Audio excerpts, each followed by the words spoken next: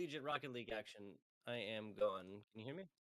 Okay. Okay. Sorry about that. I thought we were having a little bit of audio issues there. Pyro, are you with me?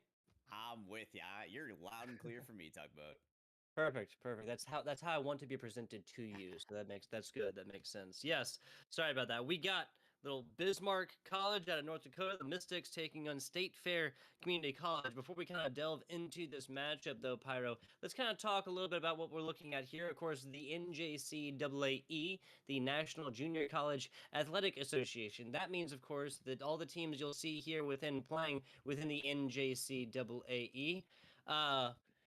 Are going to be colleges, the junior colleges, right? The only players that will be going to these schools will be freshmen and sophomores within there, with trade schools, 4-year colleges, graduate school programs, everything else like that, going on to being kind of like the post junior college experience. Let's talk a little bit about these two teams here, though, Pyro. Yeah, like you said, the 2-year colleges, the junior colleges. We got some awesome talent today. Two teams. We got our Bismarck State College and the State Fair Community College. So talk about what it is. The competition today is Bismarck are the Mystics. The State Fair are the Roadrunners. We got Magic versus Speed in Rocket League. The question is, which wins out? Yeah, which I guess on paper, Speed would probably get there. I don't know. It's kind of like almost a question like, is it better to be lucky than good? I don't know. State Fair Community College on the right, that is in the orange. This is group number 2. This is week 4. This is a round robin format, 9 weeks, 10 teams apiece. And the brutal part of this, Pyro, is that playoff decision, right? That playoff contention. Talk to me a little bit more about that, as this one hit about 40 seconds. Oh my, it is cutthroat. 7 groups in the NJCAAE. 10 teams in this group, and only the top team makes it to postseason. So every single match, despite it being 9 weeks, is so crucial, because being at the top of such a group of such depth is going to be so important. So we'll see if they're able to make that happen here today, Tugboat. We shall see. Yeah, like you said, a little bit brutal right there, but that's fine. There you go. A little bit of slowed down action right there. You know, State Fair Community College putting this one up and over, but a weak defense yields that Bismarck State giving up the first goal to State Fair Community College. Like you said, though, yeah, only one team going on into that playoff contention at 2-1. State Fair Community College.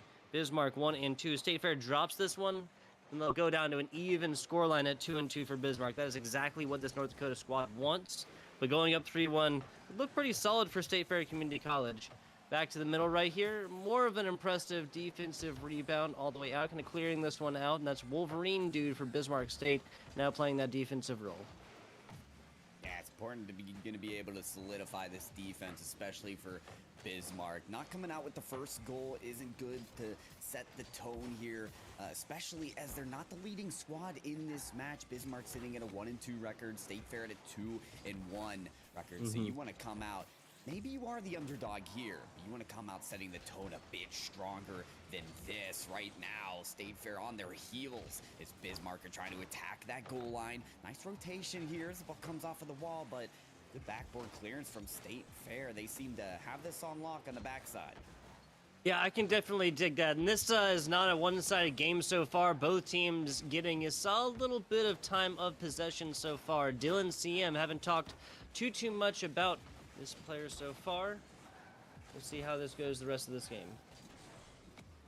So indeed, as Peachy eyeing up a shot that gets turned away. Good block there for Bismarck. Now it's turned into the midfield. A shot goes down to the center field. Peachy trying to get that away, but it's dunked towards the net. Here it is, an open shot that's taken off of the backboard. The follow-up's going to be taken wide as well. Bismarck with a couple good chances, but State Fair are keen to get in front of those challenges as quickly as they can.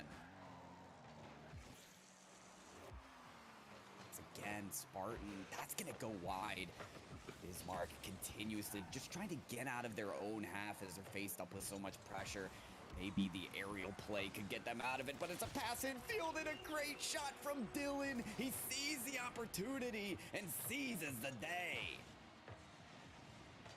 Damn it, Peachy, what an assist as well. And moving into the infield, a lot of players tend to bring that ball around the corner. It's more of the scenic route towards the net, but State Fair, they know how to be lethal in the passing game. Get to the infield as quickly as possible and get cutting those passes infield immediately are going to be exactly the solution to that. State Fair finds it again. The dish from Peachy. Fantastic stuff. Little pass action there. Spartan actually hitting even 300 points on there. How thematical. Throwing it back to the epic war drama of the mid-2000s. Gerard Butler. You know what I'm saying? Yeah. Little slow-mo action. You know, kind of doing the Matrix justice. 95 seconds left into this one. Wolverine dude, a player that really has to get involved onto this ball a little bit more. State Fair Community College has done a great job of taking this from a 0-1 game with a very mild lead into something a lot more dominant, and with only about 80 seconds left. You know, this happens first minute or so. Yes, that's not looking good for the rest of the game, but at least this other team would have had plenty of time to come back at this one. As it is, 75 seconds or so, and Bismarck State getting the first offensive look that they've had in a little bit right now, and now they're going to lose possession as Peachy is putting this up. Bismarck State had a chance to kind of get this one out right there, but now with the fourth right here, this is going to be knocking on the coffin door. Peachy officially with the playmaker title. That is the third assist in a row. You usually look at the shot takers and say, hey, defense, clamp down on this player immediately because they're on fire. But right now, the assister in Peachy, as soon as that player has the ball and is working up the field, you have to clamp down, look for the passing lanes, cut into them quickly, because Peachy is making every moment count for State Fair. They really have so far. It's simply about taking advantage of these mistakes when your opponents do make them, right? So far, that's been Peachy. Just another one right there. Green guy barely able to get over to this one, but 35 seconds left. Not sure this one's going to happen for Bismarck State. Yeah, time winding down. This is a good time to maybe get a little creative on offense, find out what works, because clearly so far in game number one, we haven't seen the solution from Bismarck State. Start, getting the bumping game going. Oh, maybe State Fair is going to take that advice first, and Demolition flies into the goal line and clears the lane for the goal. Yeah, just a little bit extra on top right here. Just something to kind of take with him, put in the doggy bag, put in the fridge for later. Fifth goal right here. This game might as well have been, 3 or 4-2-0. As it is, it'd be nice for Bismarck State to kind of take one with them as well. At least one to go, no goose egg on top, for the very first game. Obviously, these first games always kind of like a litmus test, a taste test, or whatever you want to call it, like kind of dipping your toes in the water. This is a best of 5, of course. No best of 3 action, so still a little bit of wiggle room here for Bismarck State, but now for the 6th, that is not good looks for this Bismarck State College. Not for Bismarck, but great for State Fair. Their road running away from it. A 6-0 lead is dominating, and they have quite the momentum to move into game number 2. Bismarck State, a little back to the drawing board for them. They got to figure out a few things here, Tugboat. And that is clamping down on the playmaker Peachy, along with a whole lot of other things. Yeah, so game 1 right here, that's fair in every way, shape, or form. 6-0 is definitely very, very one-sided. When we were looking at like a 3-0, I think, 1 or even 2, you're looking at like decently close games or whatnot. Anything overtime-wise or like just a regular score line, or a regular score difference of 1 within regular time, obviously going to be very, very close. 3's, but 6 is simply not. Taking a look at these as well, this isn't like Bismarck State putting in 0 goals for lack of trying. 5 shots total right there. Still has a little bit of save action. On the other side, every single shot was represented on the other side by a State Fair Community College save right here. And that was spread across. Dylan did get 3, but Spartan and Peachy both putting in one of their own, really putting a flag in the ground, and really making this first game their own. Yeah, that's how you do it there. Think about the history as well for State Fair Community College. When you look at how they performed throughout this season so far, 2 of their wins were sweeps. And so when they get going hot to start, it's a really good signal for them. Their loss as well, Tugboat, they lost every single game, got 0-3. So this is a team that really appears to be hit or miss. And so far, they're hitting the mark. Yeah, when it rains, it pours right here, as it seems. If themes continue, this will go down quickly here for State Fair Community College. But hey, we're casters. We want as much Rocket League as possible, right? We want 4 more overtime games, at least a game 2, you know, that goes all the way down to at least a little bit more of an even scoreline, right? I'm not sure if this, you know, even in just looking at these teams' records so far in the NJCAAE, 1-2, 2-1, very, very even. This isn't a 3-0 team and a 0-3 team by any means. Game 2 starting in just a couple seconds. What I want to see here, Pyro, Dylan CM on the side of State Fair Community College getting a little more involved. And the same thing with Green Guy on the side of Bismarck, getting a little bit more involved on both sides of this ball, offensively and defensively, I mean. Headlet coming in for Hindi, I think. Whew. Yeah, that one came in hot, too. I think that's a sub Headlet for Hindi. I'm not sure. I think that's right. Not sure. Yeah.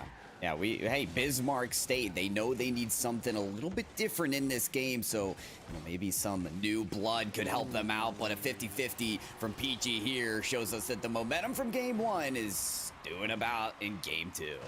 Yeah, unfortunately, Green Guy just coming in really fast and loud at this one. Got a hit on it. It's not like that was a whiff by any means, Pyro. Just a simple fact of that second touch always being more important than the first. 42 seconds into this one. State Fair Community College struck about the same time last time, if my memory serves. Oh, yeah. They struck first, they struck second, third, fourth, fifth, and sixth. They were on the ball. And there's no first. Yeah, never mind. Go ahead. Well, they're first on the strike for game number 2, and you know, for Bismarck State, what they appear to rely on a lot offensively that State Fair doesn't is just wrapping the ball around the corner, following it around the globe, if you will, if you want to turn this flat pitch into a round earth, you know. Whoa. Getting political here. That's right. Let's keep it to Rocket League here as Bismarck almost. This isn't Rocket League Sideswipe, you know. We have 3 dimensions here. Oh no, not Sideswipe. No, very, very fun. Very, very fun. If you guys have not checked out, not checked out the mobile version of Rocket League quite yet. 90 seconds into this one, though, State Fair Community College striking for the second time here. You know, I said I really want some extra Rocket League, right? Game 5 right now, after we frequently there are changes between games 1 and games 2, whether that's just straight up game plan, whether that's players coming in and having a difference of effect on this game. But even with Headleg in here, Peachy putting one up right there, Green Guy stretches to it. But even with Headleg coming in, this is looking like a very similar game with similar times from game number 1. Even if Bismarck State drops this, they'll have a third game, of course, best of 5 in case you're just joining us. But still, I would just like to see a little bit more out of this Bismarck State College. I think my biggest issue right now for Bismarck State, or you know, better put, maybe a growth area for Bismarck, is better control of that midfield. Right now, if they're finding clears, it's just a constant, quick push out to the other side. They do have a second player here to dump it down out to Green Guy. Finally, a connection is found downfield, and that equates in a goal. I love it. Wolverine kind of stops this one, forces defender down bottom to bite at it. That was a perfect example of something that was very well orchestrated. You basically see these comms flying through the air. Now 10 seconds outside of halftime, Bismarck State has struck once, and just with a single goal, there's an entirely different vibe to this game right now. There is the renewed hope, the rejuvenation for Bismarck State, and they found it with that connection moving from their own side of the field up to the opposite end. It's such a clear indication that when you're clearing with intentionality, it can really create productive offensive streaks. There's another pass that hits a player that's going to be on target, but Peachy this time ready defensively. A bat down from the ceiling is going to hit the infield, but a great flick there, pulling it upfield. Maybe an open look if Wolverine can hold on to this ball. Shuck out in the infield. Here's a shot off the post, and it's going to go wide. State Fair so close to a third goal, but it's off the mark. Yeah, Bismarck State tripling up, not just doubling up, tripling up in a line as well. One of these players for Bismarck State literally was getting hit from both sides from one of his teammates. Interesting stuff. No capitalization on that mistake, though, for State Fair. This offensive pressure not quite over here, but they're definitely not going to get granted that same triple-up situation. Straight up, like you had a trio, a line of Rocket League players. It's not something you see very frequently within the game.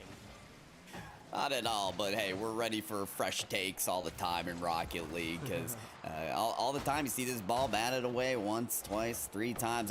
It's all the same. But when you see, hey, 3 players in a row, you love to see it. Maybe anything can work for Bismarck State. They do need another goal here to try and close down this game 2 here and not have to make that reverse sweep moving on through this series. They are working the offensive, but they've got to get this ball in the infield if they want to get some attempts at the net. Yeah, 52 seconds left here. Still by his game. The attempts of taking these out and trying, even just like approaching this middling area, have changed dramatically as well. Headlick really showing up on the defense right there. I think between him, his teammate, and himself, they both came forth and were able to kind of combo on this. Not 100% sure. Dylan coming back. Big boost on the way, putting it in the corner and just kind of buying time for State Fair Community College members to rotate on into this one. Now a take across the middle. I don't think anybody's going to get to that one. And State Fair Community College racks in their third for the first significant lead in this game so far. And 22 seconds really is, 2 is really, really effectual. It is indeed. I mean, all that brought about by Dylan's mechanical ability off of the side wall. I mean, he took on 2 defenders to put the ball past them and then had to work the 3rd defender to get that shot. This is just State Fair taking advantage of Bismarck's mistakes. I mean, it was really 3 players clumped up again in the same scenario. Now it's a fight for Bismarck on the goal line. Can they find a goal here to get back in this one? Single digits, 2-1, not enough time. Bismarck, they do make their mark on this game too, but it's just not potent enough. A lot closer right here, Pyro, a lot closer. This is exactly what we wanted to see. At 2-0 up for State Fair Community College, about 2 minutes or so into this game, what we were looking at is whoever scores next, it's really just going to decide not just the pace of that game, but the rest of the series, right? Up 1-0 after a 6-0 sweep in game number 1. Does Community College go up 3-0 and then that's just kind of towards stepping towards the same exact situation in game 1, just absolute roll one-sided. Oh, but that was the 3rd goal going the way, the 3rd total goal, of game 2 going the way of Bismarck. So now 1-2. There's a little bit of excitedness here. That's where a lot of these saves came in for Bismarck State as well. 6 total.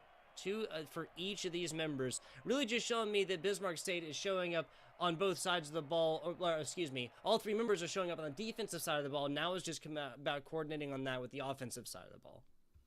I think the best way they coordinated was locking down Peachy. I mean, we saw in game 1 how that player for State Fair was all over the place, making opportunities, productive opportunities for State Fair. Now Peachy, instead of 3+ assists, 0 in that game 2. That's going to be so critical for them to minus out those opportunities and give themselves more. If they can find more chances on transition, like the only goal they've got in this series was a clear downfield to another player of theirs, then that could be the key to victory for them. But they only found 1 there, Tugboat, in game number 2. So we're going to need more than that as we hop right into game number 3. Yeah, striking first, I think, would be the big deal here as well. And this would just show a stepping stone from games 1 into game 3. Game 1, Bismarck State puts up nothing, right? Game 2, Bismarck State puts up something and even is kind of competitive for a little while, kind of that middle chunk of this game. Game 3, though, Bismarck State strikes first, and anything's possible. Anything is possible. Kevin Garnett. There you go. Give Bismarck State some hope from the basketball side. Sure, it's not hoops, but soccer, and all sports are alike in their own way. And Rocket League more so like traditional sports than most other esports, I'll say.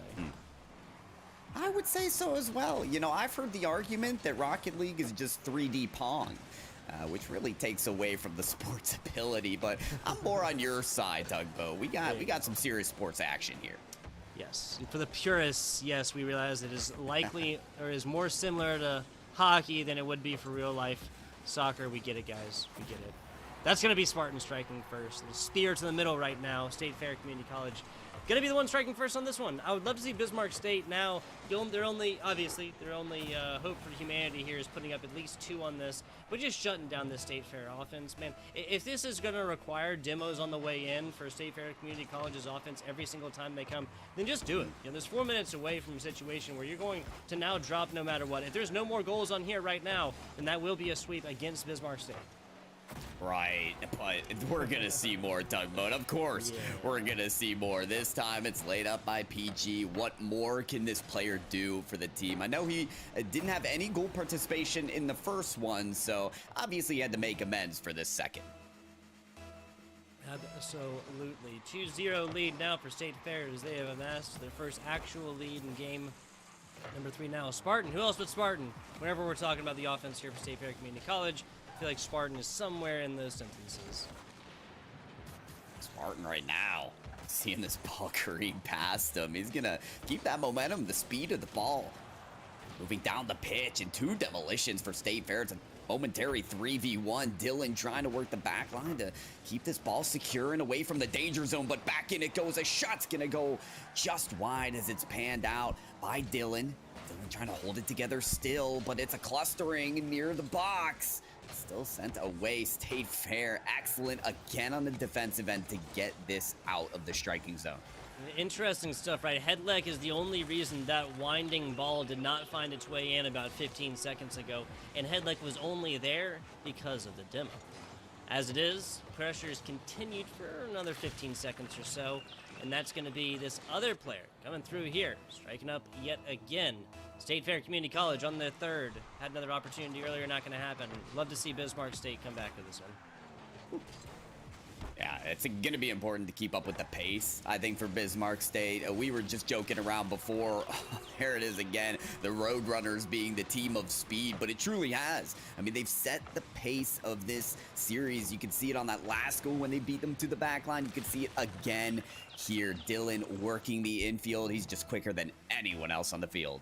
Yeah, that's totally fair. Totally fair. 18 seconds outside of halftime right now. State Fair, solid lead. That's going to be a nice play off the beginning, but a stop there again. Another goal line stop. Not just one, but 2 right there. Man, oh man. So close to Bismarck State getting their first on this one. Would have happened just outside halftime and really set them up for at least an attempted comeback. Maybe even some overtime action, if nothing else. Not going to happen yet, though. Bismarck State, those Mystics. You know how in D&D Tugboat where you roll a 1 on your D20, your magic spell kind of is a curse against you? That appears to be what the Mystics have done here. Those 2 goal line saves working against them. There is some shield that is blocking any potential goal for them, it appears. Pult picked up a gold coin that was fully owned by the nymph in the forest or something like that that has magical powers, or a bard in some random bar somewhere, right? And you've been cursed, yes, because that was just simply unlucky, man. Both of those, first one even getting kind of close, not even by touching it, like after it enters goal line. Another player gets a hit on it, completely stopped. Another player gets a hit on it. Ball gets rattled around a little bit more, but still no harm, no foul. At least if you're talking about the State Fair Community College squad. A nice little stop-pop play right there as the rest of State Fair kind of keeping this one up. We're not out of time yet here, Pyro, but that is really, really looking towards the situation that we've seen in Game 1 as of right now, 100 seconds left. It does, and even branch that out, think about the broader scope of this tournament, right? You need to be top of your group to make it to postseason. Bismarck State, this is a signal of do some replay reviews, and figure out what those keys are to growth, because you not only have to defeat this team, State Fair, but other teams that are still undefeated in this group. State Fair even have a loss against one of the top teams in this group. So Bismarck State, this is thinking about the long stage, right? This series doesn't work out, but there's still ways to work at this. 9 weeks in this regular season of NJCAAE Tugboat, so time to work on it, but a lot of room for growth as well.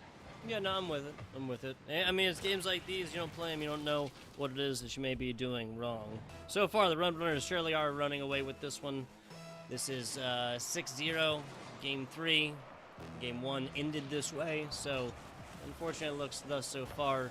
Not quite going to call it yet. Still physical capability is not counting anybody out. this one's pretty much done and dusted, everybody. Taking a look at that group stage, like you said, 10 teams total. Round robin action means they play 9 weeks across all the way in there. And like Pyro mentioned, it's tough out here for a Rocket League team. You know, it's hard out here for a Rocket League team. Excuse me, that's what I meant to say. That means that only the top team from each of these groups, 7 groups on top of those, is going to be moving on into this playoff action here at the CENC. And this group specifically being the NJCAAE, the National Junior College Athletic Association. So, State Fair Community College making themselves a real stake for it in game number 4. Yeah. Bismarck State, if pretty much guaranteed, if anybody is undefeated at this point, then a 1-3 record going into week number 5 next week will mean, of course, that their playoff contention will be done and dusted unless there's some other kind of tiebreaker or some other first metric that's not just straight up win-loss record. If somebody else is undefeated across these, if somebody else is 4-0, it's almost guaranteed that Bismarck cannot make it into that postseason. Just numerically at this point. Yeah, if you're thinking mathematically, I think that could be true, almost definitely. Right now, though, State Fair enjoying a big win here tonight. The Roadrunners grab that sweep, and they move on closer to that potential top of the group stage. So good job to the Roadrunners. I'll be interested to talk to them as well, Tugboat, about, you know, what were the ideas, the things on the pitch that they capitalize, they dominate on, because it's clear that we talked about growth. This is a team that is only trending upwards. Yeah, no, 100%. Gotta agree with you right there. Really looking forward to getting into the mind of the State Fair Community College members. They just won, and we only have winners in my interview box here, Pyro. We'll get one of these members on in here to give us a bit of their mind after the game. Give us a minute, dear viewer. Go forth and set that up. We'll be back with you very, very soon after the State Fair Community College 3-0 sweep over the Bismarck College Mystics.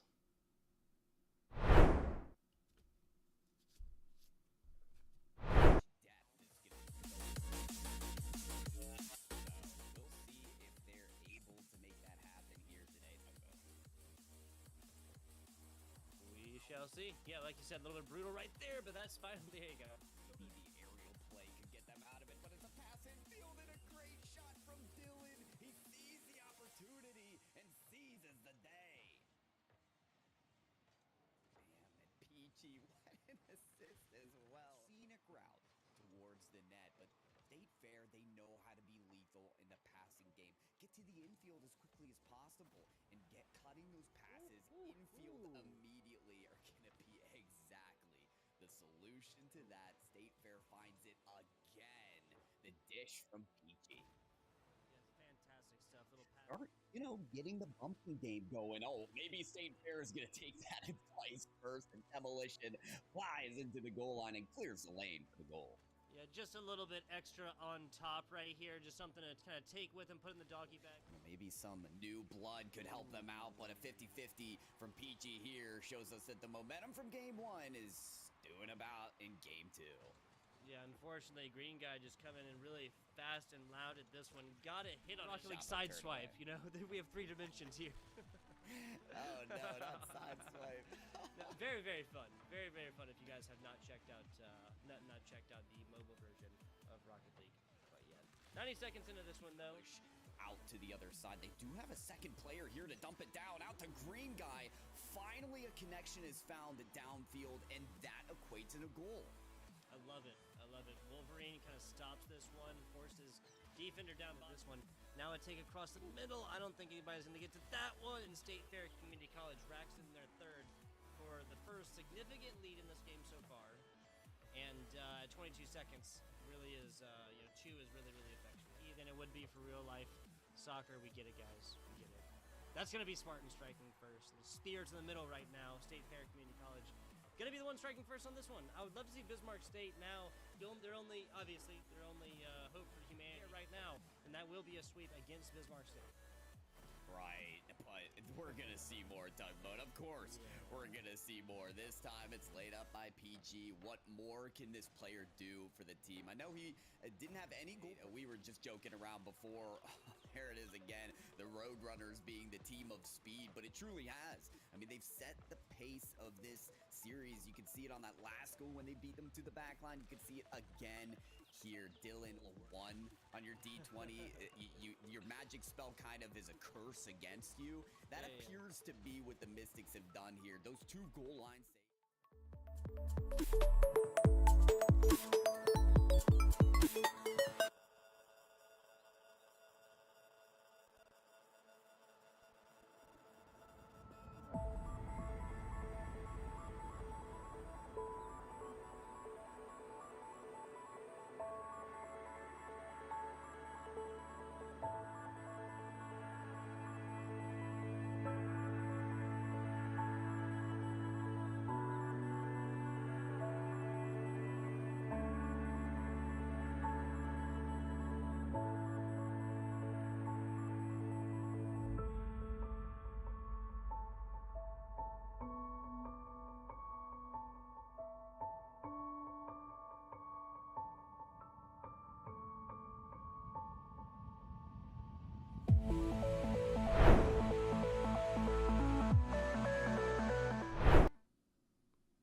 And we are back here. The NJCAAE continues now. Got a little post-game interview action coming at you. FBI Tugboat here. My man Pyro over there. Oh, over there. Over there. That's where I pointed the whole time. And we got Spartan to come on in and give us a minute of their time after the game. Spartan, you with us? Hello.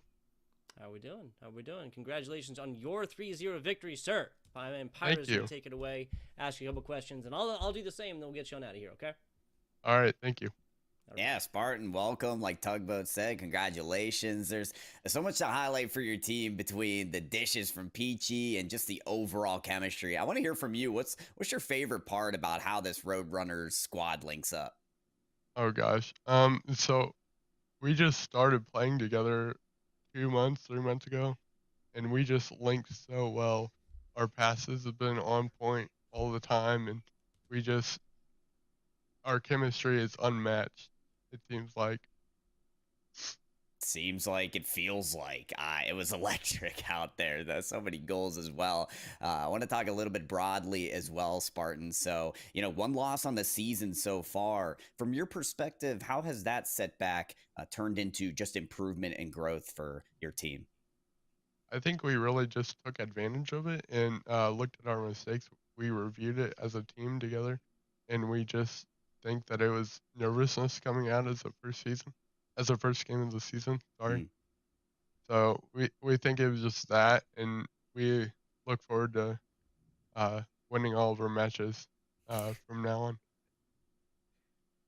There you go. There you go. I like it. Well, Spartan here, they dialed me up and they said they need some content. So the question to you posed, obviously, very biased, but question you posed: what college or team are you absolutely horrified to play? You're just terrified. The thought of playing this team keeps you up at night. What team like that is represented within the NJCAAE?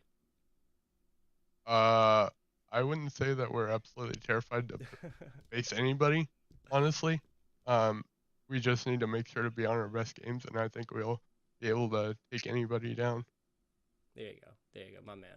I knew it. The Warriors mentality, right? The Warriors mentality. Now, Spartan, have you seen the cinematic masterpiece that is 300, the mid-2000s war movie with? Okay, gotcha. So, not sure if you noticed. I'm all about themes, right? The second goal that you guys made in Game 2, that put up an even 300 points for you, Spartan. Now, did you give your best Leonidas cry, like the stomp and like, this is where we fight, this is where they die, like something, right? You had to keep it thematical here, right? No, I'm going to say I did not do that, unfortunately. Oh, well. You have plenty more opportunities here within the NJCAA and many more opponents, though. I want to thank you for coming on in and give us a minute of time after the game. Before we get you out, I want to ask if you have any shout-outs here.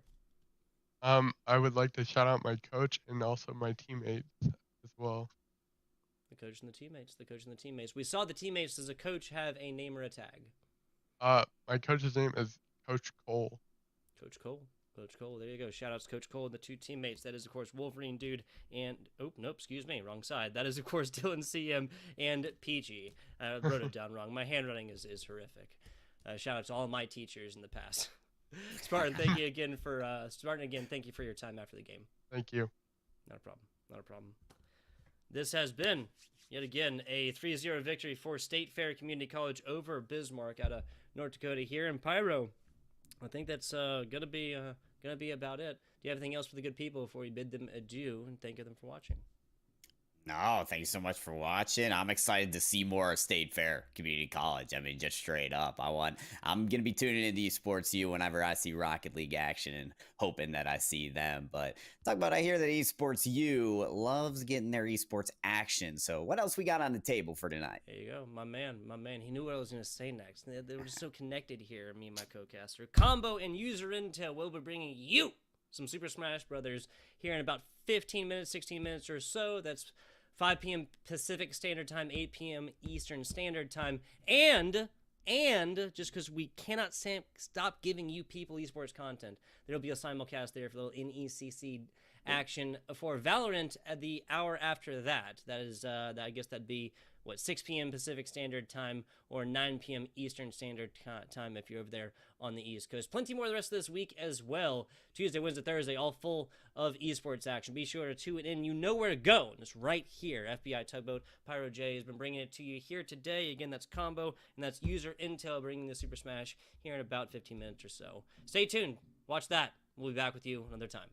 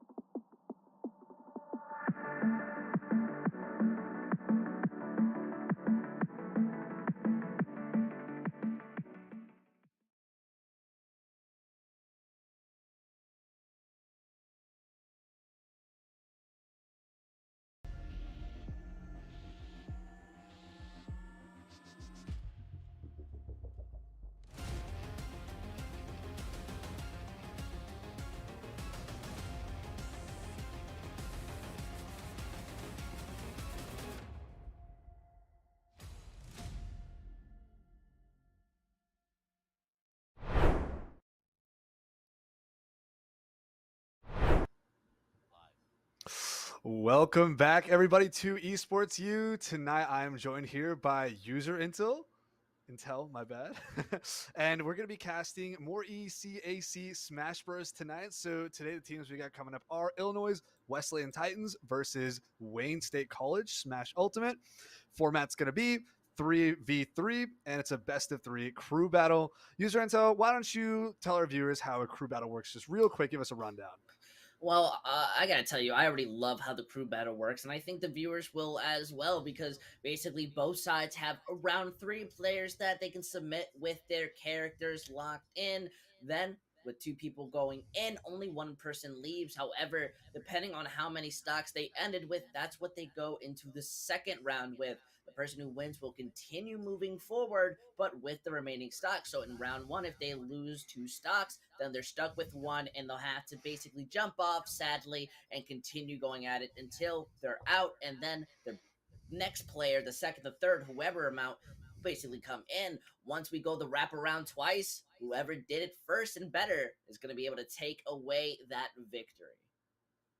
Sounds good. Yep. So that's what we're going to be looking into 3-on-3 and 3 stocks apiece on each player. It means we're looking at 9 stocks total for both teams. But since it is a best of 3, it still is a longer set that both teams can have more time to feel each other out. Traditionally, at least things I've seen a lot is going to be 5-on-5, best of 1.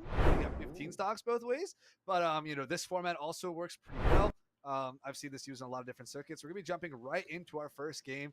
And we're going to have the Illinois Wesleyan Titans be represented with the Schultz player on their side. And we're going to have Wayne State with a Toon Link player. Moga 3 versus lowercase 29. Take it away, User Intel.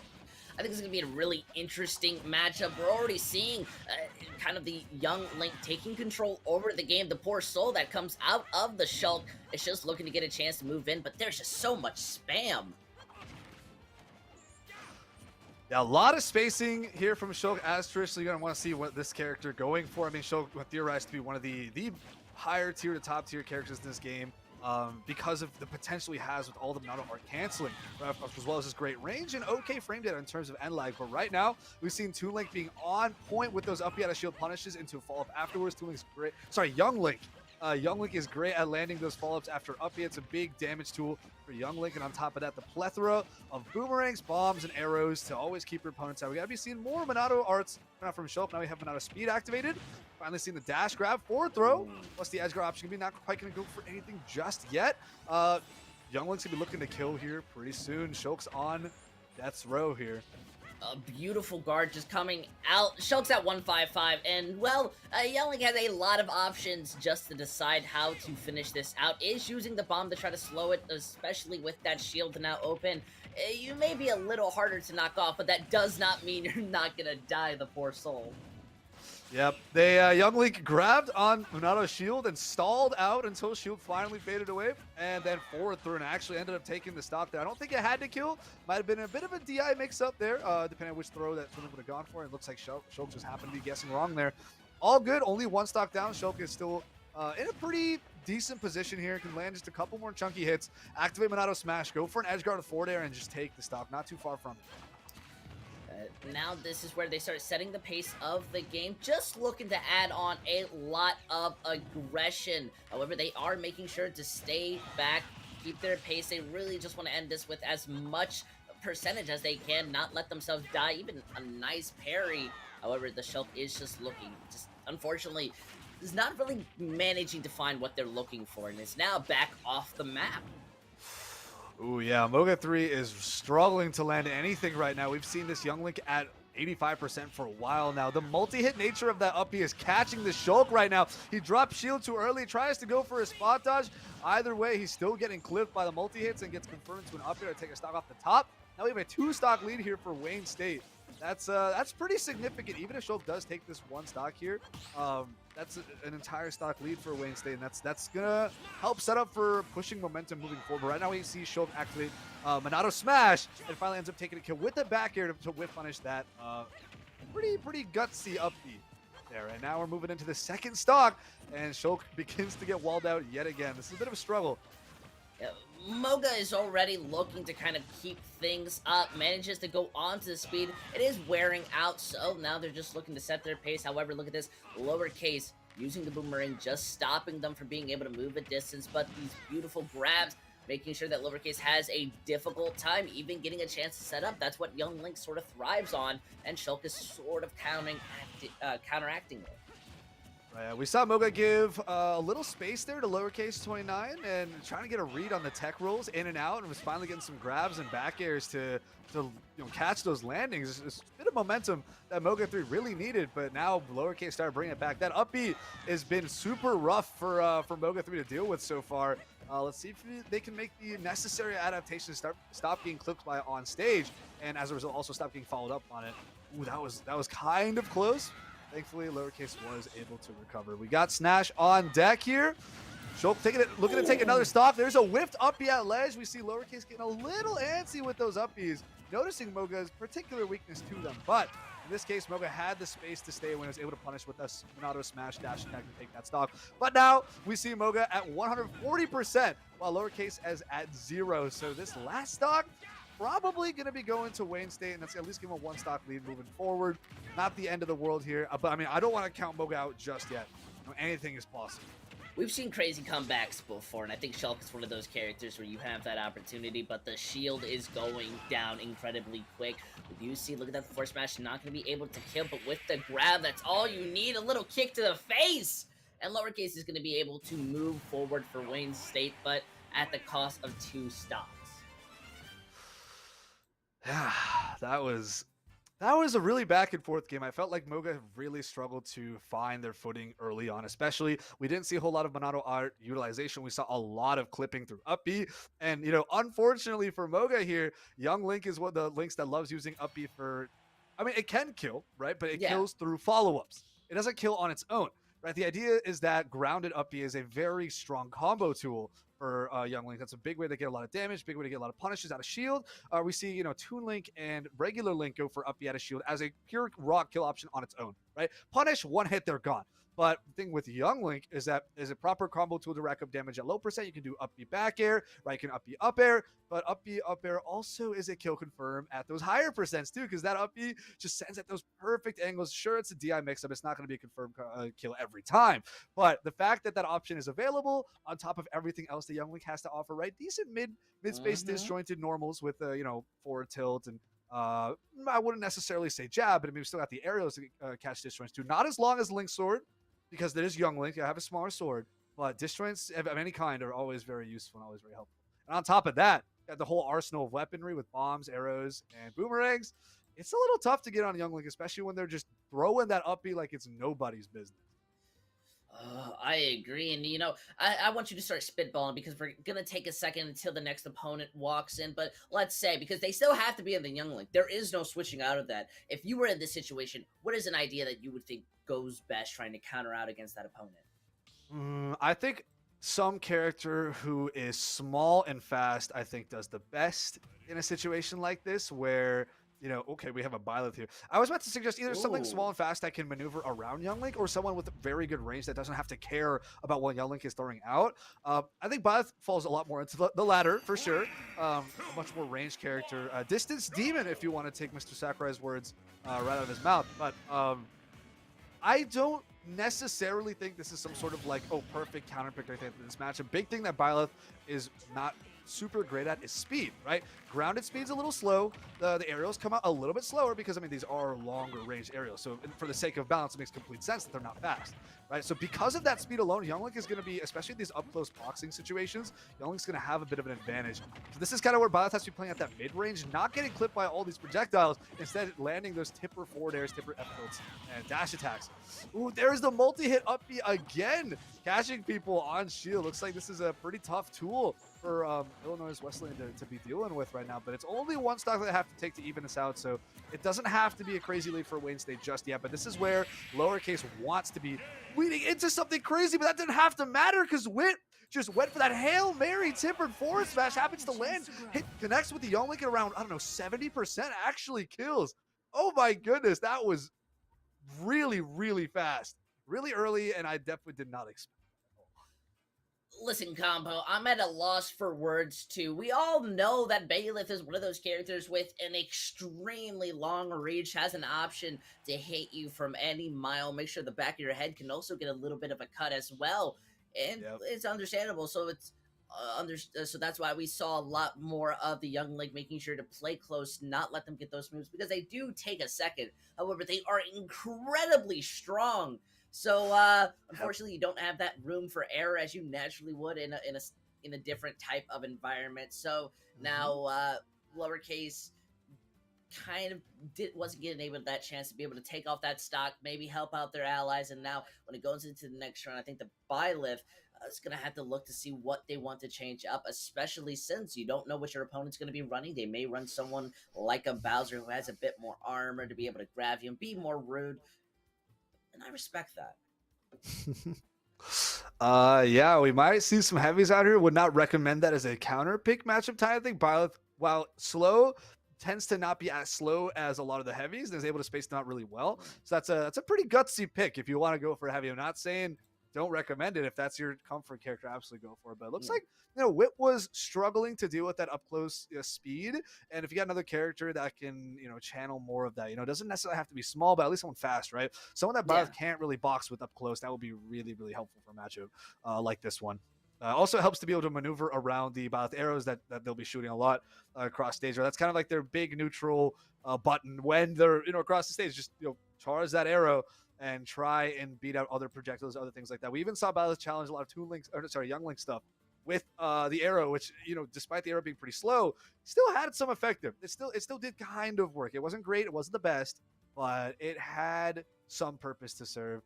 And I mean, I can see that being a lot more useful in other matchups that aren't as projectile intensive or heavy like the Lynx are. So, I would like to see, at least in terms of counterpick to Byleth, either a hard zoner. I feel like Byleth would still be fine against the hard zoner. Someone that wants to keep out even farther. I feel like Byleth would be okay. It really is just going to be that up close, fast, like just get in there and smack them around type characters. I think that will be okay against Byleth.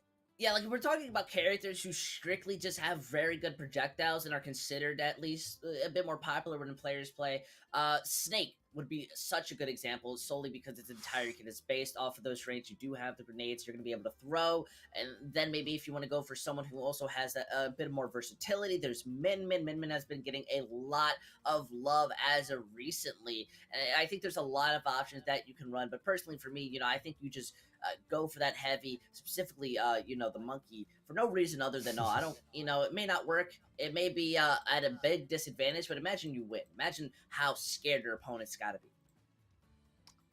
That is always certainly a factor to consider. How much mental damage can you inflict on the opposing team to hopefully turn the tides in your favor? Because it's all about momentum. Big thing about crew battles is always about momentum, right? Whoever's got the stock lead, whoever's got scary characters to pull up, right? If you see some super cracked Ganondorf just annihilate your team, you're going to be afraid, right? That Ganondorf is reading you left and right, jabbing you, up tilting you, F smashing you. Ooh. You're dying. You're absolutely dying. So, mental damage and kind of the fear you can instill in your opponents is also another factor to consider. If you got a player like that, they're very volatile in terms of use cases because a lot of teams, especially in the higher end of competitive scenes, will not care about that at all. And if they think, oh, heavies, that's free combo food, and I'll just completely annihilate them. Okay, we kind of see that with Ridley. Ridley is a big body. Can't say he's necessarily super heavy, but is a big body. He's got some decent combos, down throw fair. He can do some up tilt strings. Up smash is solid anti-air. But ultimately, this character does get smacked around a lot. Still a big hurt box. I think Byleth is chilling, right? If you're Byleth or not, I don't think you're super worried about the Ridley pick.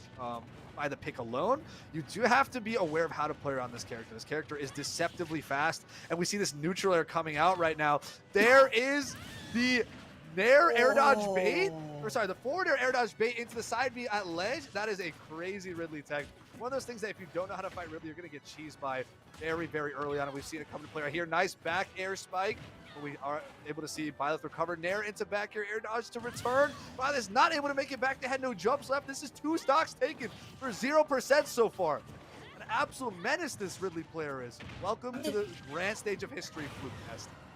I already knew Ridley was a character with some very strong combos, and the attacks are already so strong. The hitboxes feel like they're massive. but it's just to take 2 stocks so quickly, and then you're already forcing your opponent at 98. If it wasn't for the fact that Violet had such a good recovery, I'd be a lot more terrified, but I still feel when he has a chance, though, you are being launched in the...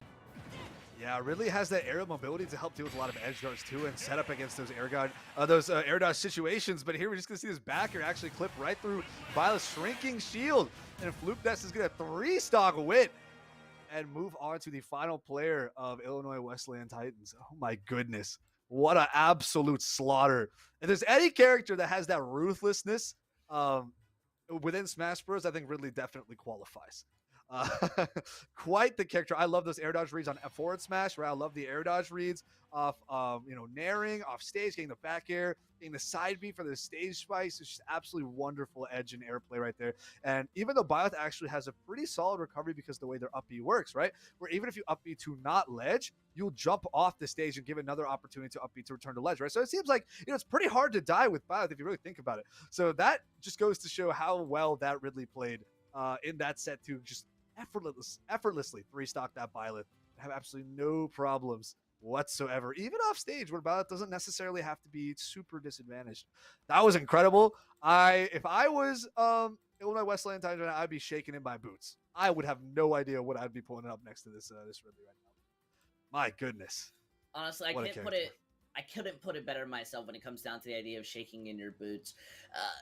The Violet is a character that I think a lot of people tend to feel comfortable with when it comes to getting back on the stage. While you wouldn't say they're one of the best characters when it comes down to edge guarding for themselves, they're going to get back on. It's such a long reach that there's no reason why they don't. And for the fact that the Ridley, so much confidence, that's what some players lack with. There's a difference between style and knowing you can confirm a kill, and I think some players struggle in between it.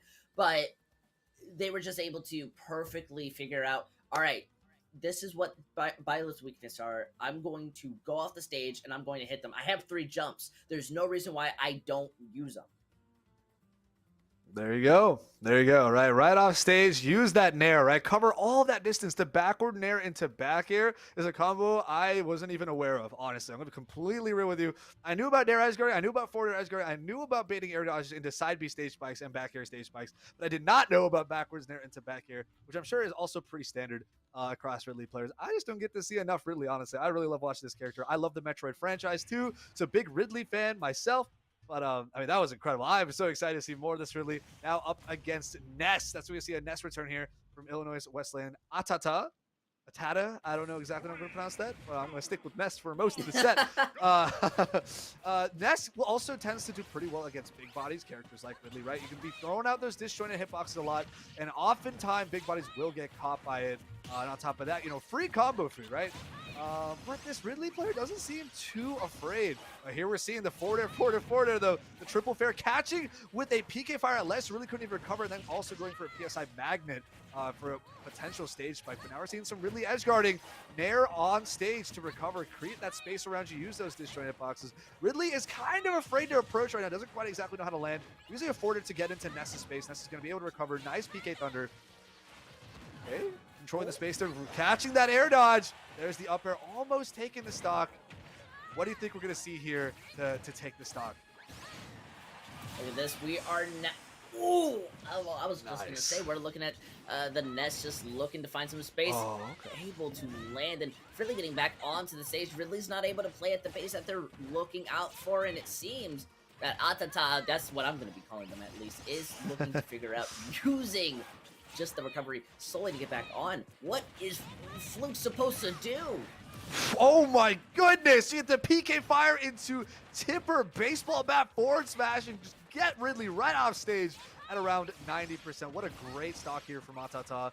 You get these forward air chains, catch that air dodge again, using that PSI magnet to help recover. The PK Thunders are on point too. They're able to make it back to stage. And this has been some great NECC play so far. Nice nair to cover the range. It just doesn't seem like Fluke NECC is really able to land any significant hits here. NECC is definitely in kill range right now. They're just going to be looking for some sort of edge guard.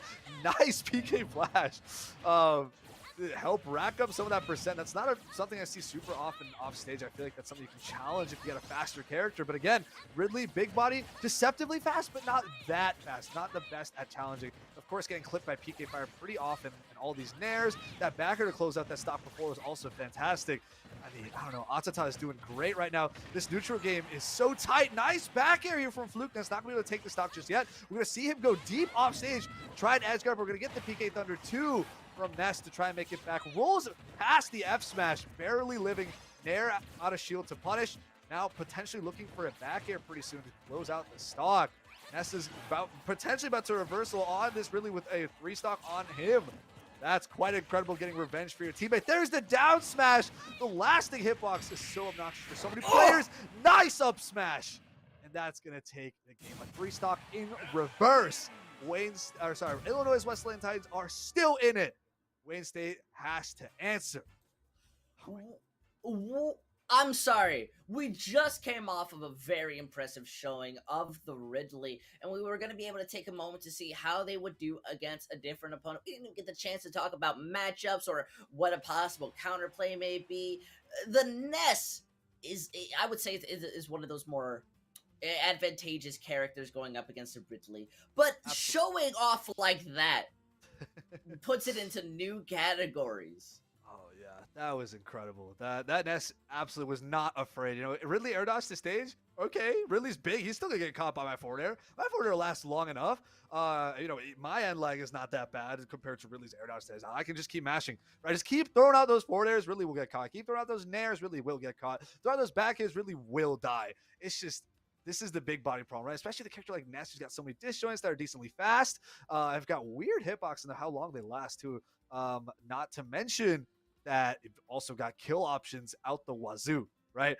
It's just that's a pretty good. If you got a heavy, Ness is not a bad selection at all. Ness is on the lighter side, to be fair. So if he's getting smacked around by a big body or a heavy a lot, he will die a lot earlier than you'd like. But Ness has got the speed and maneuverability and the combo game to kind of keep up with that and honestly really dominate the matchup as we saw here in this incredible 3-stock. I agree. Now the Ness is going. This is actually pretty interesting. I don't think it's at least very common to see players go back to back so evenly like this, to where we're going down to the last players themselves to see who's going to be able to take that round and kind of lead themselves back into another place. And they're at 3 stocks, so you really have to do your best in, and that's a lot of pressure to have to go in when you had such a good Ridley player start out and then immediately get taken out. But with the Terry, that brings a smile to both of our faces. That's a character selection for sure. Chef Louis, right off the bat, I don't think this is going to be the best matchup for Terry. Ness is small, Ness is lighter. He's going to fall in a lot of Terry combos. On top of that, Ness has pretty decent edge guards, and Terry is not the best at sweet spine ledge, so he might get clipped at ledge pretty quickly. But if Terry gets what he wants going, this Ness is about to pop like a balloon. Oh my goodness, I'm so excited. Already looking to play off the stage, is finally able to get back on, so it's not really too much. Oh my goodness! Look at that combo, the PSI Magnet, forward PSI Magnet, get those double down tilts for that, what is that, jab reset, and on top of that going for PK Fire, almost finishing off with a forward smash. What a fantastically beautiful combo, nice anti-air, rather air-to-air back air to close out Terry stock and not even let him use go.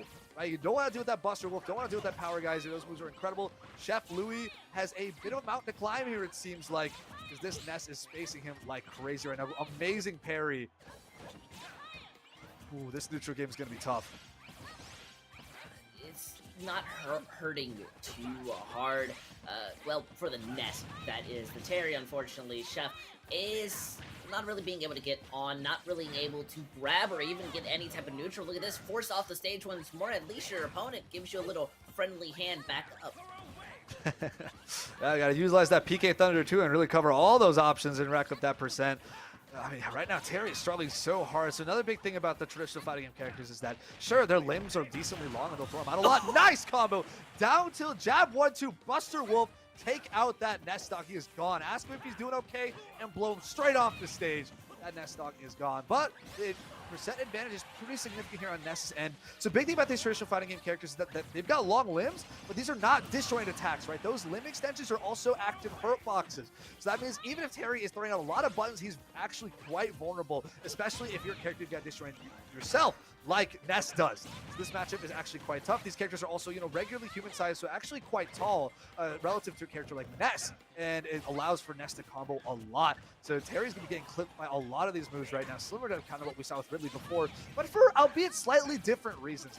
Ultimately in the same ballpark of long limbs, you're getting clipped by a lot of disjoints, but the big thing about big bodies is that they also tend to be heavier and slow, and Terry doesn't quite fulfill those requirements. It's more so just the extension of his limbs and his regular height rather than his width.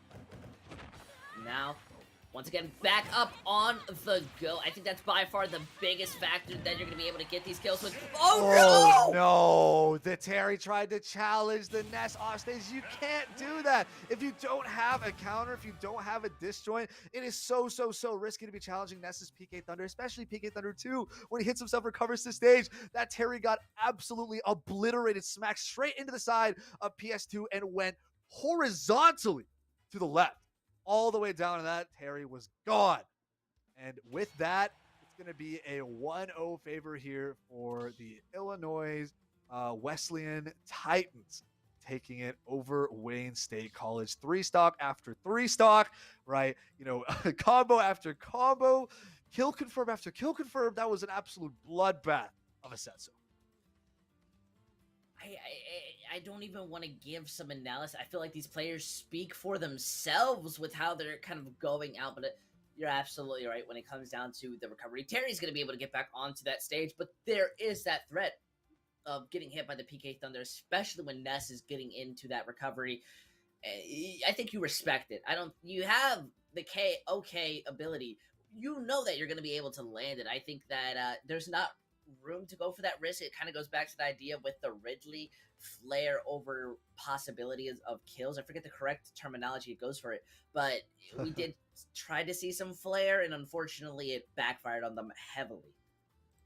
Yeah, I can see the merit behind trying to go for Ness games, because again, if you are able to hit the PK Thunder ball before it hits Ness will fall hopelessly. He can't do anything about that, right? Once the ball is gone once, it's gone for good, unless he's bouncing off the stage and doing it again, which he can do, right? So I can see the merit, right? You'll see a lot of sword characters go off stage and try to whack it, or they'll try to counter it, right? Just to get rid of it, so that Ness can't hit himself and Ness can't recover. So gimping Ness there, Ness is actually quite vulnerable. I can respect the attempt, but he was a little bit too late to where Ness is already hitting himself, and at that point you pretty much only want to counter, and even then counters will not kill him unless your counter comes out really fast and completely changes him. If it's something like a Joker counter or a Sora counter, rather a Joker Tetracard, not Rebel's Guard, and a Sora counter, that would be pretty useful against Ness. But if you're a Fire Emblem character, most of your counters, Ness will just go right through it because of the angle and the speed that he's at. So it's really just about trying to get rid of the initial PK Thunder ball before it can hit Ness himself. So again, I can respect the idea. Ness is vulnerable,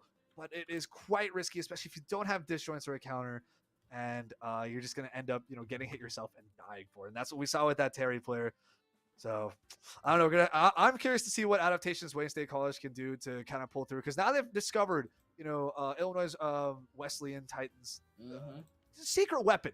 Now they know the Ness is there in the back, the Ness is there in the anchor, the Ness 3-stock their Ridley player, right? Atata was going off there. So the Ridley player, although did really well against the Violet, 3-stock the Violet. And I was thinking, okay, the Ridley is kind of the anchor here for Wayne State College. Like, what's Illinois got to respond? Once we saw that Ness, I was like, okay, now I see what they got to respond.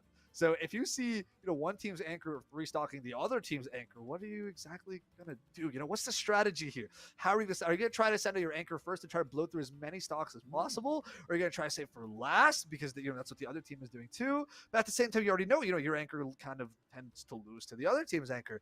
The strategizing here with character and player order is there's too many layers. There's a lot of depth here that it's just kind of a little scary. If I was Wayne State College, I wouldn't exactly know what I'd want to do. So it's quite tough. I agree, and that's something I didn't even think of at first, is the strategy that goes behind picking what player that you have. It felt like for IWU, they kind of set up, they had not their weakest player. I don't want to downplay anybody, but the more they went through, the stronger their players got. And then the Ness was ready to bring it home by the end, as we saw. While on the other hand, I don't feel they went up. It felt more like a mountain, almost like a plot line where they had it even and went up, and then they had it even. The Terry just did not have the room to start adapting, figuring out how they want to go up against that Nest. Now they have that opportunity. So I think the question is, what do you really want to do? It seems that we're going to be going right into this with that Shulk character coming right back in versus the Ridley. We've got to see what the Ridley already was showing in from Fluke. So Muga, how do you respond to this?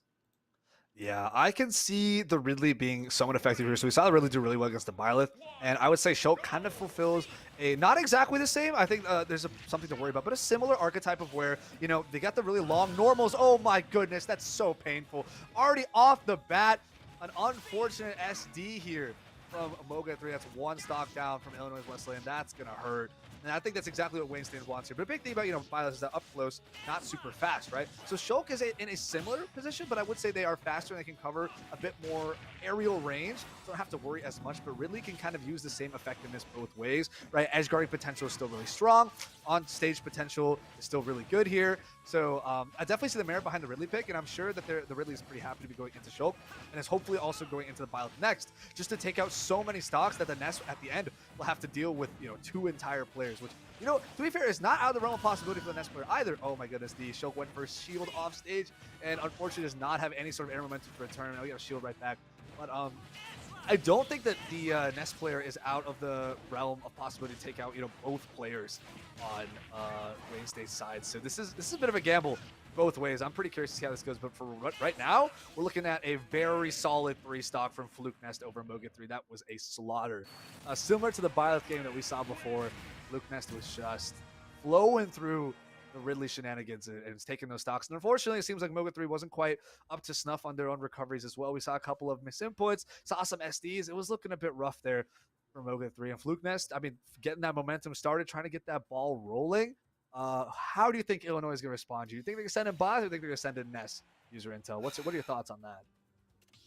Honestly, I gotta think on that idea, and that's mostly going down to how do you really want to respond. You could send in your strongest player, try to have them knock out as many stocks as possible, especially against the Ridley, but you know, it's kind of one of those do or die situations. It's either you throw in that strong player and you have trust in your last player if your stronger one fails, or you throw in, you know, the player who didn't have the flashy performance and you try your best. I personally think they throw back in that Nest. They see how many stocks they can take out. These players, they've got to have full trust in their teammates regardless. I know they're talking to each other. They're hyping each other up. So I think right here, you just look to take as many stocks as possible. The Nest already showed that even with walking in with 2 stocks instead of, you know, 3, they're still able to basically hold their own and take as much as they can. As well as the Ridley already showed a very good performance on 2 stages. If there's any character that can, or any player more specifically, it's those opportunities. All right, it looks like we're gonna have Wit coming in next from IWU, and that means that we're probably gonna be seeing the Byleth unless they have a character swap here. So it's gonna be a bit of a run back for Wit versus Fluke Nest. We saw before, right? Once Fluke Nest first came onto the scene, an absolute, you know, monstrosity of a 3 stock coming out onto Wit. So Wit really struggled last time. I want to see how Wit's gonna adapt here to this situation. Now, knowing they're going into Fluke Nest, knowing that they're going into Ridley, what are they gonna change, right? Are they gonna stick with the same character? Are they gonna have a playstyle change? Are they gonna, you know, play a different character, maybe within the same archetype? You know, someone a little bit different, right? Someone with more disjoint, someone with more speed. I have no idea, honestly. We're just gonna have to wait and see what Wit has here for us. But I am excited. I agree. I think there are a lot of ideas that you can go into, especially with Ridley's massive hurt box. That's always talked about, I think, with Ridley. It's kind of what makes him similar to such a heavy character like Bowser or Ganon, but yet not held down just like them, and their slow movement. Ridley's got a lot of options, but projectiles can be a massive weakness. I think this is where the Byleth really can just kind of go a little brainless, maybe a bit spammy, maybe just try to hit some random moves. You have a lot of options, especially when it goes down to your down special, your side special. You've got a lot of options to be able to guard through or break a Ridley. It's just that you really can't let that Ridley get in too close. I think that's where you just abuse the hurt box. You just try to be as annoying as possible. I can see that. I can definitely see that. And that definitely seems like the right way to go around Ridley. So it really is just on Ridley there to use his speed to get into his range, right? That narrow range, those forward air ranges. Surprising a lot of, or not, rather not surprising, just something I'm not used to seeing, but a lot of forward tilts on the ground as well to help keep space, playing that mid range. It has, more distance and more range than you think it would. Mhm. And that actually makes it a better tool on the ground than most would expect. But of course, really also love dash grabbing. Down throw forward air is very nice, right? Down throw reverse nair back air. At least I assume that works. I'm just pulling that out of my head right now, out of theory crafting. I hope that works because that sounds cool. Of course, up tilt and up smash are also solid anti-airs. I haven't been seeing a lot of those just because it doesn't seem like Fluke Ness has needed to use them, right? He's not been anti-airing people. He's been in the air above them and hitting them most of the time. So it really is all super situational. We're seeing the Ike pick coming out from Wit this time instead of Violet. Ooh, seeing a back out here. Not quite committed to a match just yet. No, they're committed. They're going on to the Ike. Not a character that we necessarily were seeing coming into this. We spent a lot of time.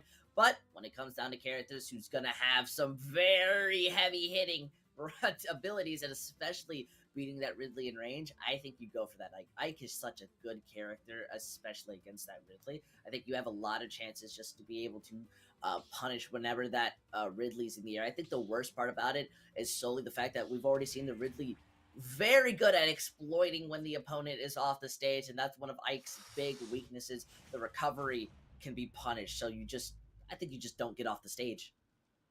Yeah, that's going to be tough for Ike. Ike's entire moveset is centralized around pretty much one move, and that one move is super annoying and is good at clipping, so that will probably be catching Ridley if the Ridley is not prepared, but we get the battlefield pick here. I think this actually gives Ridley a decent amount of maneuverability. Ooh, tries to go for the re-grab after the initial down throw forward air, but we get a late air dodge from Ike. There we see the anti-air up smash. That's what I'm looking for. Nice forward tilt at ledge to cover a lot of options. We get the cheese puffs at ledge, trying to catch. Okay, the up B is actually going to make it to ledge. And Ike is still alive, trying to space out those backers. Nice upper, it is going to connect. You got to use those large ranges to hit those big bodies. We've seen before swatting this Ridley like a fly. There's the neutral air. Neutral is going to be pretty big in this match. We're looking pretty even on percent here so far. Wit's trying to make good adjustments here, but that up B out of shield is not quite fast enough. It'll be a little tough to punish Ridley. Great anti-air with the up smash. Ike is still living, but just barely. As much as these stocks are getting relatively even, I think it's more important to point out that Fluke is adapting, and Witty isn't necessarily. They are just looking for what they practice in the training room, but it's looking like just knocking your opponent in the air, getting some follow-up. Unfortunately, breaking in this distance and dealing with that shield is not working out in the favor, especially since Fluke isn't really worried about getting in that damage, just looking for a prime opportunity and then exploiting it. That's right, yeah. We do see a bit more, nice up B that is going to connect to the top platform battlefield and actually take a stock, and now we're even on stocks here with players, but of course that's still a 3-stock advantage to Wayne State right now. But yeah, I do like how you point out the adaptation that Ridley has to play a little bit different. We're seeing different moves come out from Ridley now, right? It's a different matchup. They're playing the game differently. But the thing about Ike is a very, simple formulaic character. His thing that he does is the entire reason why the character exists. He has to keep doing it, because otherwise the character really is good. So, utilizing that neutral air and following up with an up air or forward air, that's what this character is made to do. And so that predictability helps make playing the character a lot easier, but also makes playing against the character a lot easier, because you kind of know what they're going to be looking for a lot of the time. On top of that, again, this abusable recovery is great. Nice timing on that side B, matching the forward tilt. Now we're actually seeing high percent here on the Ridley, and this Ike is going to be looking to try to take a kill. Nice! Dashing past the up B mix-up and going for a forward tilt. Not quite going to take the stock just yet, but definitely fishing for these kills with up airs and back airs. Ridley is a lot closer to death than he knows. You really just need to start confirming these kills on the stage. Ridley's gonna get back. While you don't really have that opportunity, now you're down a stock, launch into the air. It's gonna be easy to trade up when it comes down to Flute. So you're doing your team justice, but you really just want to be able to confirm it on the stage solely so you don't have to worry about the Ridley coming back, getting a bit more damage, still onto that high stock. Now it's just about the aggression. Don't respect the shield, maybe go for a couple more grabs, and, well, stick to your fundamentals.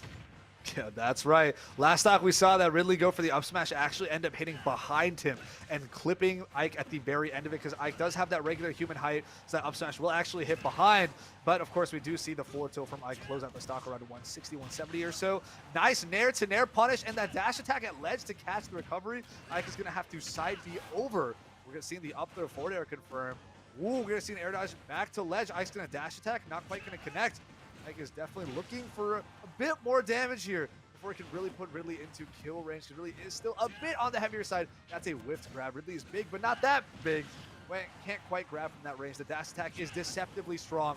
Ooh, looking for a read on that side, be a nice up smash anti-air attempt. Oh. That up B did not connect to ledge, unfortunately, and he's gonna get caught by the dash attack. Great awareness there from Flukeness to know, oh wait, Ike did not land with up B on ledge. That's actually super whiff punishable. And we saw Ridley utilize their speed, use this propulsion from his wings to thrust himself towards Ike and give him one nice snarky bite to close out that stock. And Flukenest is going to stay alive, the absolute monster he is.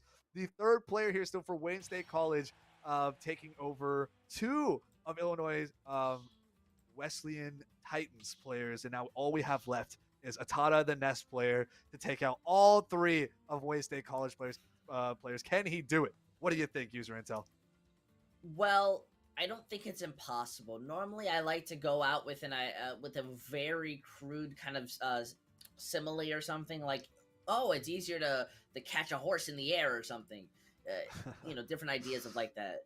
But I really don't think it's quite impossible. The Ridley's already down 2 stocks, now going back in with 1. So there is that potential to kind of bring it in. We already saw that the Nest was able to take out a single person with 3 stocks. So I think they bring this back. They bring it home only if they survive with 2 stocks.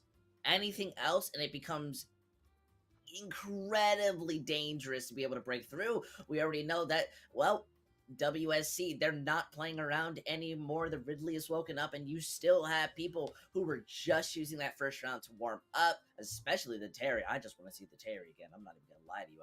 I just love the flashy plays, but it's still in an air of, I have to do this well, and I cannot risk anything. I can't go for things that normally I would do just for fun. Right. That's absolutely true. I mean, the Nest will be coming here, right, looking to at least take this stock off Ridley without losing anything, and then from there on, having to deal with the Terry. And I believe that there was definitely one more player that I am just completely forgetting on Wayne State College right now. Their opening player against the Shulk. Who was it? What character did they play? Well, against the Shulk. Yeah, opening player last game. Why did it? It's so weird. It just happened, and yet somehow we both forget. I think it's just the Ridley Nest just kind of breaking our expectations. Yeah, these guys are stealing the show just a little bit. My sincere apologies to the third player of Wayne State. Will be seen. Oh, he was Young Link. It was Young Link. Now I remember. Yeah. So we haven't seen the Nest. Oh, the Nest is going a little far off stage. This is Ridley's opportunity. What did I say? What did we say about respecting the Nest? Oh my goodness. That's too funny, man. That's actually too funny. I was honestly thinking that was Ridley's chance to, go for a hard gimp off the Nest, take a stock off the Nest, and, maybe build some momentum for his team. But no. Instead, he's going to get slammed by the PK Thunder 2, go straight off stage, no time to tech. I don't even think that was techable, honestly. And the Ridley's just dead. Ridley's lost all 3 stocks here now, and Nest still has 3 stocks. So it's Nest's 3 stocks to Wayne State's 6, right? The Young Link and the Terry. I am curious to see how the Nest Young Link matchup goes. That's not one we had seen last game in the set. And I don't know how well the Nest is going to fare, right? Young Link is not as big, not as heavy, so not as easily comboable. Young Link has matching disjoints to Nest, right? Young Link has the forward air, has the up B. They got that short sword. So this is not a matchup that as clear cut and dry of like, oh, Nest got an advantage, Young Link's got an advantage. I do think Nest is still going to be faster up close, so trying to box is going to be hard, but that's kind of where Young Link's spacing comes into play. Playing at that mid-range, you want to space with your aerials, you want to space with your ground and normals, the forward tilts, and of course, you can't forget your arsenal of weaponry, the bomb, the arrow, and the boomerang. So not something that Ness can absorb. If I'm not mistaken, the PSI Magnet only works for energy-based projectiles, and as far as I'm aware, none of those 3 are energy-based projectiles, so they will still hit Ness. You don't have to worry about getting it absorbed or reflected. I hope I'm not wrong about that, because I know there's some changes. For example, Game & Watch is down to be used to only be able to reflect, or sorry, only used to absorb energy-based projectiles, but in Smash Ultimate, they added the ability for it to reflect non-energy-based projectiles. I don't know if they added the same thing for Ness. They might have. I don't remember. So either way, I'll be learning something from this set. I agree. It's something we're going to have to notice, because sometimes I sit there and I think, did it eat it or not? I just tend to assume that Nesses primarily use it solely to stop themselves from kind of slowing down. You measure opponent's timing, and that's the biggest thing you could do. But with 3 stocks, it was already the condition I said that you needed to be able to bring this in. And look at this, the Ness is already being able to start finding in the room. The biggest thing I can see happening here is just the grabs. Oh, there it is. There's a very important adaptation from the Wesleyan Titans. We saw the Ness actually able to shield all the hits of Young Link's up B. Right, that is something both the Violet and the Shulk players tend to struggle with, but the Ness player, Atada, has got it on lockdown right now. I'm already forcing this Young Link to have to be on the defensive, and that's about what we can expect. Look at this, making sure that close range is, as you said, forcing that Young Link into the air, but this is getting incredibly scary. Young Link has the recovery abilities, but it's about the edge guarding from Ness that is so strong. That last hit there. So another thing we saw the Ness just do here before, he's going to take the stock with it. I love the angled PK fires off the top platform of Smash, by the way. That is an amazing tool to utilize. That lowercase is still getting hit by, but actually it turns out Ness can absorb the bombs. We saw Ness grab onto a bomb after Young Link threw it out and then just held down B and got some health back. We saw right now Ness just throw a PSI Magnet again against the bomb, and it actually works. So considering that we don't see him using against the other projectiles, I'm thinking that doesn't work on the arrow or the boomerang, but it actually does work on them. Oh, nice Hail Mary forward smash. Rack up some of that percent. Take it off the Ness, throw out the bomb. But I love these angled PK fires, honestly. They're catching like crazy right now. You don't want to get lit on fire. Those PK fires will lead to a forward smash with a bat, which you don't want to deal with. But on top of that, just great damage overall, and of course, combo food. Triple forward air there, air dodge back to ledge. Nice down smash charge. That move is obnoxious because it has an active hitbox. Have the bomb on. Young Link's going to have to hit their own bomb. There's the down smash again. It's going to connect. Can Young Link make it? There's the Ness down air spike. The Young Link's lost another stock. Do you think Young Link will be able to take at least 1 stock off this Ness? I don't think it's a possibility where we sit here and look at the hypotheticals. If you're a lowercase, you absolutely have to. That can make the difference when it goes into your last player walking in, especially against the Ness Adita. So now, being at such high percentage, you really just need to look for the confirms. I think you just calm down, take a second, and you force it. Make any type of hypothetical into the reality. That's right. That's right. Oh man, there's a lot riding on Atsuta here, being the solo player left with all 3 stocks remaining. Though, so I wonder how they're feeling, right? Where their confidence levels at? Like, are they worried? There's 1 stock down. That's huge for lowercase and for Wayne State as a whole. This could change the momentum of the entire set. But now we see 2 forward airs already going for that PK fire snipe off stage as well. What's the punish on the whiff up here? We're getting a fair into PK fire. There's the PK Thunderfall. We have 88%. Again, the angled PK fire into forward air. Use that PK Thunder to catch off stage. Nice jump read with the double jump of Ness. Use that forward air to close out that game. And now Ness only has 2 stocks remaining. Ness has taken 4 stocks so far and has lost 1 in the process. They have 2 stocks remaining, and their objective is to take the next 3 away from, what was their tag? Chief Louis, if I remember correctly. They were a Terry player last time. I wonder if we're going to see a character switch, because we have seen character switches in this set before, right? We see Wit switch off Violet into Ike. We saw that be more successful against the Ridley. But can Chef Louis, my bad, play any other characters? Oh, Chef Louis, okay. Or are they going to stick with the Terry, which is a bit of a problematic matchup here up against Ness? We're about to find out. I don't know, but I am curious. Honestly, I think the Terry can work. I think Terry's strong hitting moves definitely can. You can get away with them a lot more because your opponent has a lot of stress onto them. If they manage to defeat you, it's over. They're going to be able to move forward, have lunch, dinner, whatever they're feeling like they want to call it, and that's not going to be feeling too great. And I think with the Terry, you at least, your opponent's going to be feeling like it's the same thing, but you've had a moment to look. There have been several matches with this Nest going out. You know what to expect. So now you're going to have moments to think, well, I can get away with maybe this side B. Maybe this combo might do better. Maybe I should grab more. And I think that's where the Terry works better instead of having to sit there theory crafting, wondering, well, what ability is going to work better against this guy who has just been on a steamroll. Yeah, I am more than curious to see the potential adaptation here because, oh my goodness, this Ness is an absolute monster right now. Tearing through stock after stock after stock. Undeniable MVP here for the Wesleyans. We are seeing a character switch. We're going to Cloud, right? I think Cloud has some of the issues that Terry suffers from, primarily the non-sweet spot up B, right? The abusable recovery, the not great offstage gameplay. But the onstage, the neutral game, the Cloud will be able to match so much better over the Ness. Oh no. Oh no. This is a weird master. I don't know what the ruling is going to be on this, but that is really weird. Are they okay to keep playing or not? Do they want to restart? What's going to happen? We're going to restart. We're going to restart. Okay, sounds good.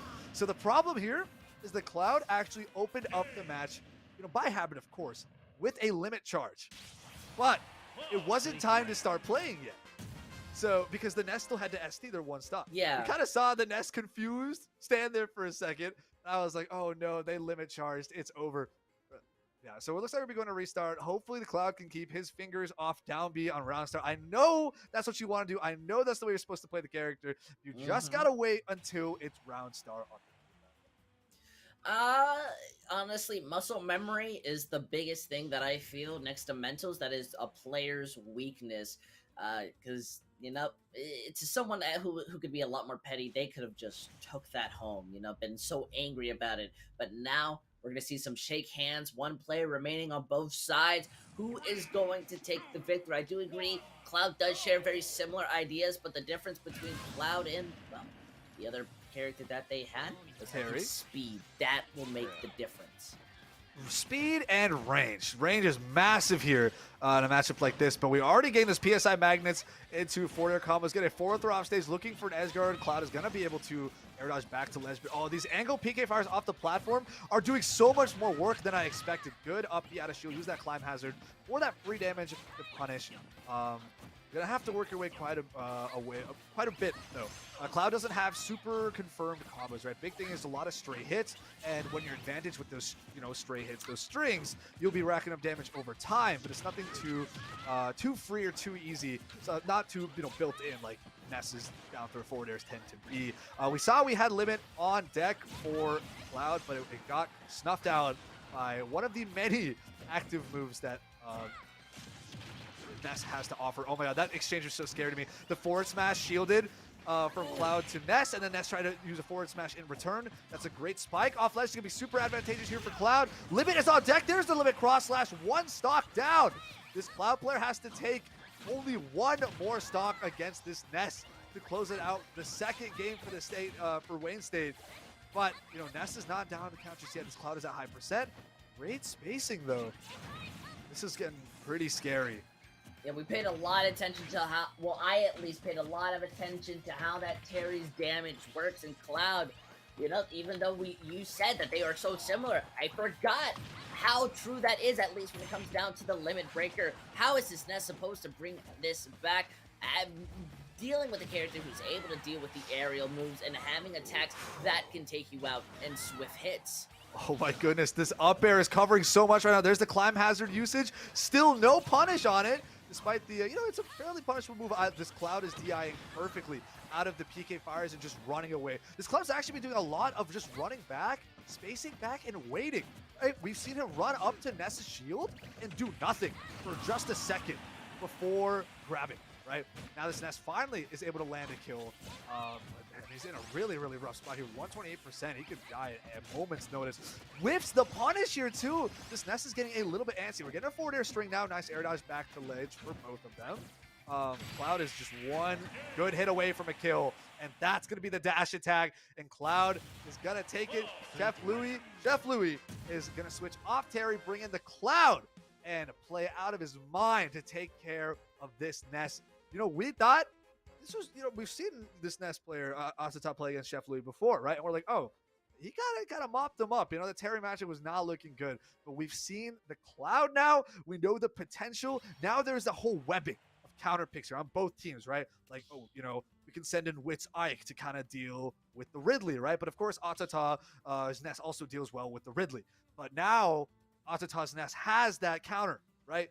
It's the Cloud. The Cloud is there. But at the same time, you could argue, oh, Atata only had 2 stocks, and that's why Chef Louis was able to perform a lot better with the Cloud, right? So maybe now the strategy is going to be try to prioritize the way IWU's players go in to preserve as many of Ness stocks as possible. That's kind of what they did before with keeping them as the anchor. But at the same time, the problem then becomes the opposing Ridley, where now Ridley blows through 2 of your players, and it becomes all upon Atata to get through everything pretty much. So now maybe the strategy will be send in Atata first to try and match the Ridley being sent in first. But then if that's the strategy, Wayne State College can be aware of that and be like, if they're going to send in Atata first, we can send in Chef Louis' Cloud first and let them take care of Atata. This is the back and forth, right? This is the mind game.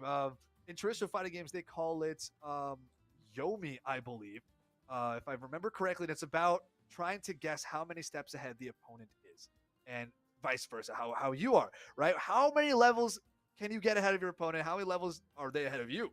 How much forward and backward thinking can you do, right? So these decisions matter. These decisions matter a lot. Mm-hmm. We see the potential of the team compositions here on both sides.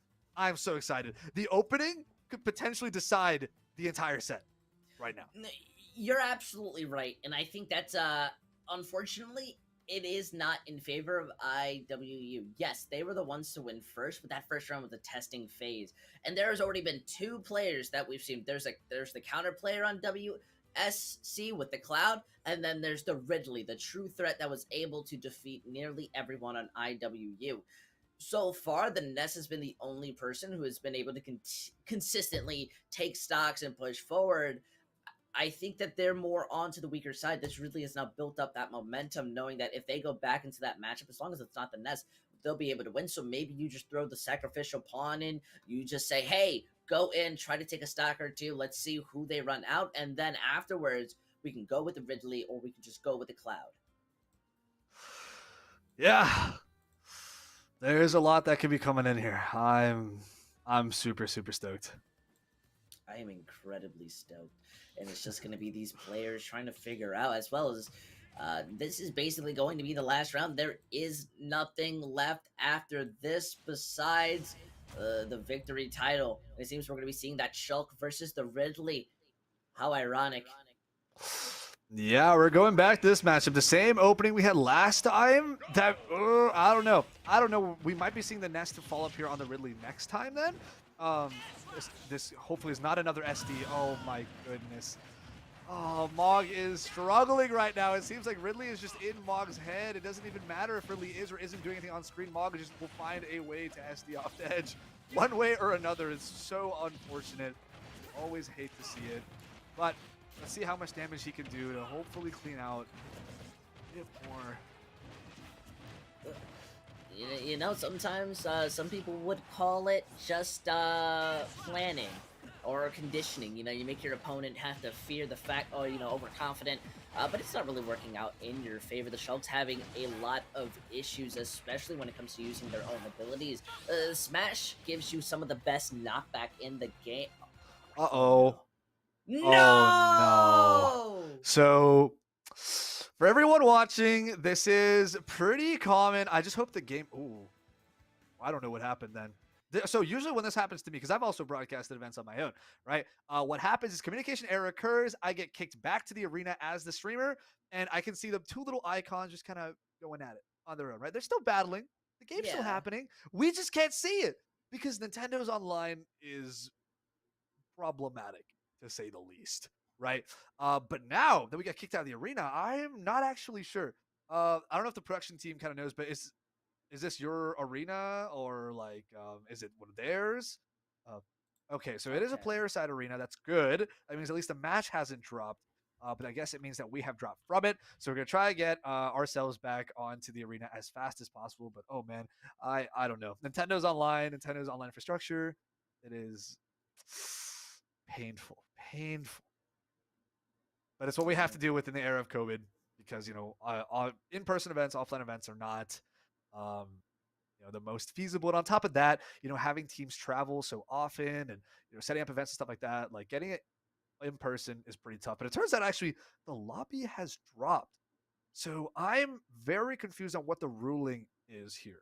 If I'm not mistaken, rather, the Ridley had at least taken one stock off the Shulk and got Shulk up to his second stock very high percent, right? So in that kill range. So are we just going to get a full restart? Is Ridley going to have to work all of that way back up? Ooh.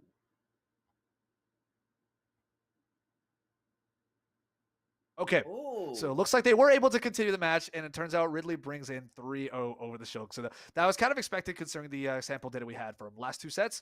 And more specifically last set, because we saw this matchup already, and that was a 3-0 in Ridley's favor beforehand.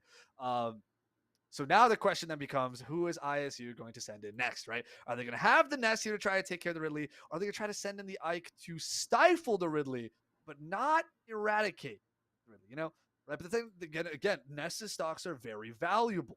So then it becomes, do we save the NECC anyway? Do we just try the same strategy we did last time? But, last time didn't work. So do you want to run that back again? Or do you want to try something new? And maybe hope for a different outcome? I think the best way to put this, it's an uncomfortable situation you put yourself in. All the players now, they have to step their game up because you can't be heavily relying on that single NECC in a situation like this. The Ridley is still there. The Ridley's able to take a stock. And, well, the Cloud's still a backup opportunity. Yep, that is definitely true. But I think I don't want to count out Ike from IW side just yet. The Wits Ike, I believe. I think an interesting matchup we could eventually be seeing is the Ike versus Cloud, if the numbers match up properly, and we get to that point.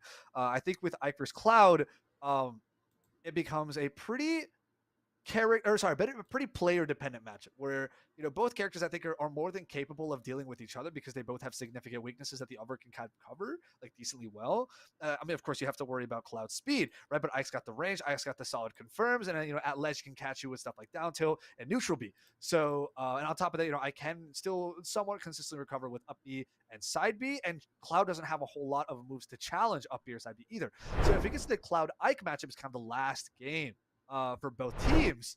That could be change the outcome both ways. But it looks like we're going for the same thing again from IW. They just want to send in the Ike here, try and deal with the Ridley. And last time we saw the Ridley come pull through as the victor with only one stock. So let's see if that will happen again, if we're just going to play by the script, or if Ike can maybe shake things up, or Ridley could potentially overcome a bit of this Ike problem and bring in even more stocks for Wayne State. Honestly, a lot of what can go into a match, and the stock difference can be just, initial confusion of how you want to take this. The Ridley's had more than enough time to be prepared, and look at that, it's already starting to counteract the side B. I think Ike really needs to play a bit more unpredictable here. Yeah, the big thing after Ike Nair is that most Ikes like to jump away, and voila, we perfectly saw an anti-air up smash to catch that jump and take that first stock. So now this is Ike's time to start racking up percent and hopefully take stock off Ridley, because otherwise it's going to look mighty doomed for IWU. They do have to watch their space. They're being heavily guarded on that edge, and that's not going to be the best feeling. You are looking to just play around with your shield, be a bit more protective, but Witty is being a lot more cautious. It's trying to figure out where you can get away with and what you can't get away with. Oh no! Unfortunately, you can't get away with that. Yeah, that's a big problem. If you're going to be at ledge against Ridley, you always have to watch for the side B and the way the side B drags you down and the way Ridley can let you go underneath the stage. Again, Ike has a subpar recovery, very horizontal or very vertical. It's kind of hard to go a little in between the angles for him. Nice dash stack to cast the stock there. But still, this one stock disadvantage off that offstage gimp is going to be really, really rough for Ike and for IWU as a whole. Because now it looks like it's likely that Ridley's going to walk away with two stocks, and that gives Ridley another chance to rematch against the NECC player yet again, and maybe even take a stock off the NECC. Oh, nice challenge there. The forward tilt to beat out the Ike up B. And Ridley is going to move forward. Blue NECC, two stocks onto Atata, the last player here for Illinois Wesleyan Titans. Oh my goodness. This is so back and forth. Oh man. It's incredibly, there's too much going on. it's almost intoxicating how back and forth it's going. I want to watch this all day, but unfortunately, there is only one player left to kind of keep this back. And against somebody who's already been more prepared than anything, I think you've set yourself up worse than from before. We saw the Ike not really able to clean it out, try to take that second stock. They're only stuck on 2. So instead of that one, really has more room for error, more room for adaptation. All they have to do is take that stock. 1 stock is all that matters in the end. And as we saw from before, NECC can do something, but at 2 stocks, it becomes a lot more dangerous. And with 3 people still up, that's what, 9 stocks in total that you have to try to beat down. Yeah, it's pretty tough here. So yeah, we're looking at 8 stocks that Atata is going to have to take. I can't say personally I agree with the decision of trying to run the same lineup they did last time in the same order, because we saw, for one, they simply weren't able to win with said order. So I can understand that, I want to run this back and we can probably win this time, but not matching the Ridley with the Ness, I feel, was a very critical misplay from IWU, and I think they're going to suffer a lot from it, because we know the Ness can match the Ridley. Right? We know the Ness can actually prove very victorious over the Ridley. Right? They 3-stocked the Ridley in the first, and we know the Ridley is a very important anchor for for Wayne State. Right? So if you know that, look, for one, moving in the third game and opening with Shulk, right? Sure, it's a mix-up. There's no guarantee they're going to open with Ridley again. But now that you have the information that they open with Ridley again, you should probably send out the Ness to just take care of that problem as fast as possible and save the Ike for the end, because we also know that Ness can deal with the Young Link, and just that the Ness struggles with the Cloud, which again gives the Ike an opportunity going against the Cloud. But instead, running the same team composition again, I think puts IW in a really bad spot. And this Ridley now is out for blood. Right? They're out for revenge after the shameful 3-stock that Ridley had experienced beforehand. So who knows what to expect now? Well, the biggest thing that we can expect is distance. Ridley really doesn't want to make that same mistake of walking into their opponent's danger field, which is absolutely 2 feet in front of them. Look at that, looking to just mess them up by catching them in some air strings. The Ness is the one who's going to be the prey, while Ridley is the hunter now. Yeah, we've seen Ridley playing a lot more patiently and with punishing a lot of those aerials. Like we just saw this back here right now. We saw a lot of forward airs previously with Nair. Like we see really running around in and out, trying to wait for Ness to press something. Because this Ness loves pressing buttons, right? And you can't blame them. Their buttons are really good to cover a lot of range and do solid damage and can confirm into more combo follow-ups and potentially kills, right? So again, it's not inherently bad to just keep pressing buttons, again, especially against the big body. But now that the Ridley is aware of this and is playing a lot safer, right? With a lot more distance, going for a lot more punishes.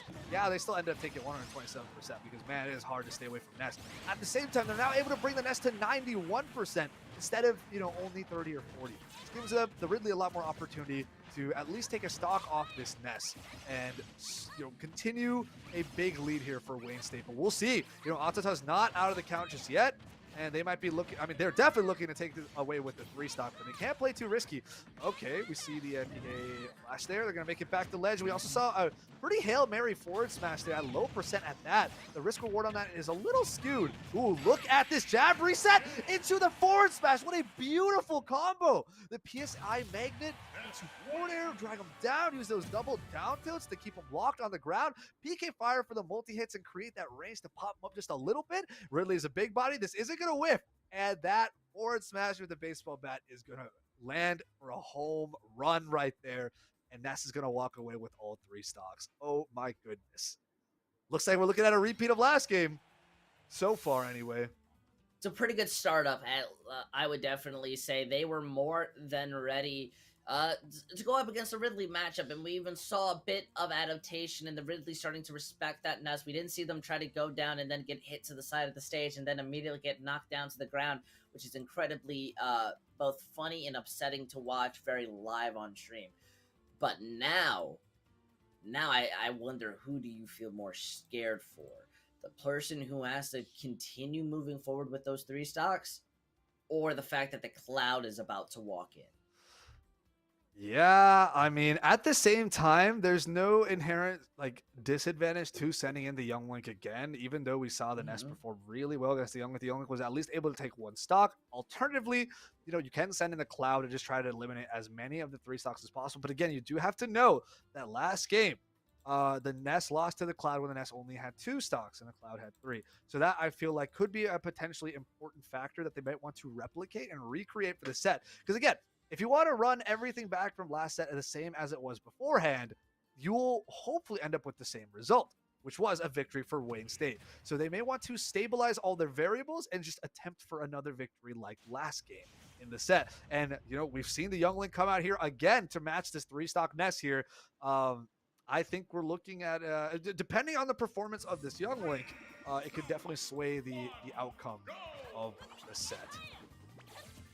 They just feel confident in their team, and there's nothing more that I love with that. But the Nest is already trying to make a statement saying that you should have brought the person who could take the stocks first. That is amazing right there. We saw the PK fire, multi-hits, goes for the downer. There's an off-stage air dodge. Suddenly, this is looking very bad for Young Link and potentially Wayne State as a whole, because we know that Atata, the Nest player, has absolutely no problem, no struggles dealing with a single stock of this Young Link, and only lost 1 stock across all 3. So this is not a lead that Nest can't build very quickly. Already the lead's actually been built. So this is exactly where Nest wants to be. Nest is very happy about this outcome of events so far. That PK fire into down air into that SD. Oh my goodness. The SDs that we've been seeing in the set are so heartbreaking, right? The Shulk air dodging and missing those upbeats off ledge. And now we're seeing this Young Link too. Air dodge and not quite able to make it back to ledge. Nice bomb throw to help make it back. But Ness's maneuverability, Ness's speed, and Ness's disjointed aerials alongside the PK fire. Nice raw bear to close out the stock, and that is 3 stocks. So this Nest player has in fact taken 6 stocks. I believe. No, Combo. 5 stocks. 5 stocks. But there are 3 stocks remaining up against Chef Louis, probably bringing the Cloud again. 3 stocks of his own. What do you got from user intel? Combo.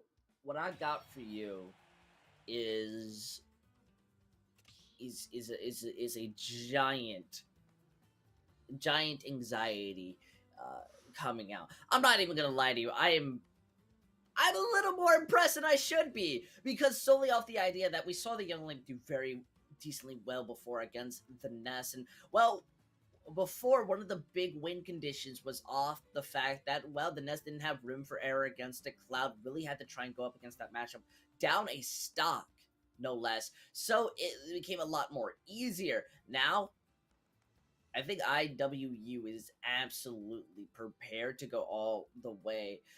Akata has already been showing very well, has landed a lot more of the Nest not matchups, but rather combos and strings that we are extremely used to, and some that I'm not. I think for right now, they're the ones who kind of take the momentum, and that player's adrenaline is pumping.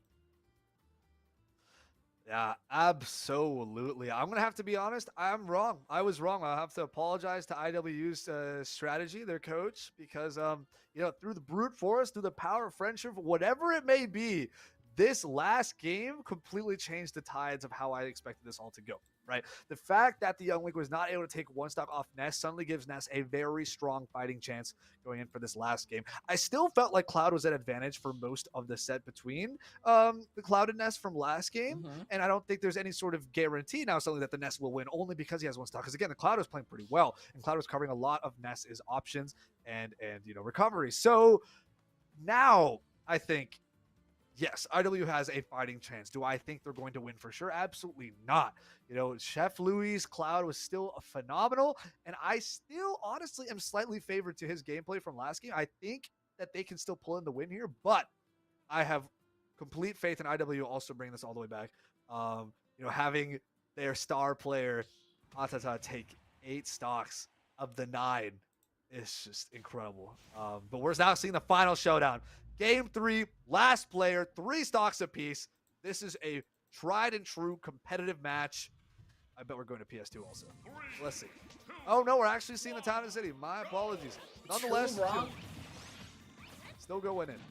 Yeah, 2 wrongs in one night, not going to be looking good. But you're absolutely right.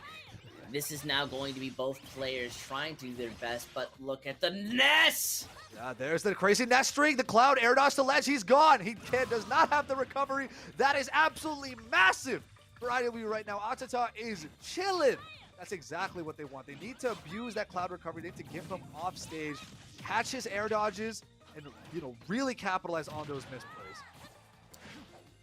Now the Cloud just looking to stop them from being able to move in, but it's something about the technique, the spacing, the setups that Atata has just started to perfect that they're being able to get away with. But look at this, the limit now coming up. This may go back to an even fight. Oh my goodness, there is the limit cross slash, and now we're at low percent for both players. You were right, utilizing that limit to close that gap, and now we're seeing Cloud back in advantage, built a lead for himself, despite the early kill that Ness landed last stock. It is not over for WSC just yet. Chef Louis in there, but we're seeing the jab lock forward smash, and now suddenly it's a Cloud disadvantage. Yet again, we use the climb hazard to maneuver around the PK Thunder Ball, and it's able to actually punish with a forward tilt as well. Honestly, maybe could have gone for a forward smash and a lot of knockback and damage, but maybe he was too scared to commit to it. Great back here, but good DI from Chef Louis as well. Oh no, Chef Louis should have gone for the second hit of up B as well. Brought them both down to 1 stock, but now instead, this is a bit of a lead for Atata. They really want to build a lot of extra credit on this stock right now. There's an up throw for the mix-up. Interesting, I don't see the merit in it, but whatever goes, goes. I've seen a forward throw, still racking up more percent, trying to get this Cloud off stage. Forward air drag down into some down tilts. Little cheeky. Ooh, there's the PK flash for some of the shield damage. Cloud is barely limit now overlapped in percent. On his last stock, he does have limit on deck. 106 is going to have to use limit to recover. Climb hazard, limit is gone. How is he going to be able to close out this one stock? The best thing you can do is solely get that limit out of there now. Even if Ness is on the side, don't let them grab you. You still got to be careful. Ness is a threat no matter where they are on the stage.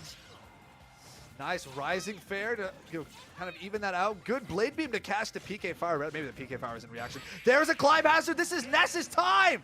That forward tilt takes it. And IWU, Illinois Wesleyan Titans, takes it over Wayne State College 2-1 across the set. The final game going 2 stocks to Atata over Chef Louis 0 stocks. Oh my goodness, what a heart wrencher.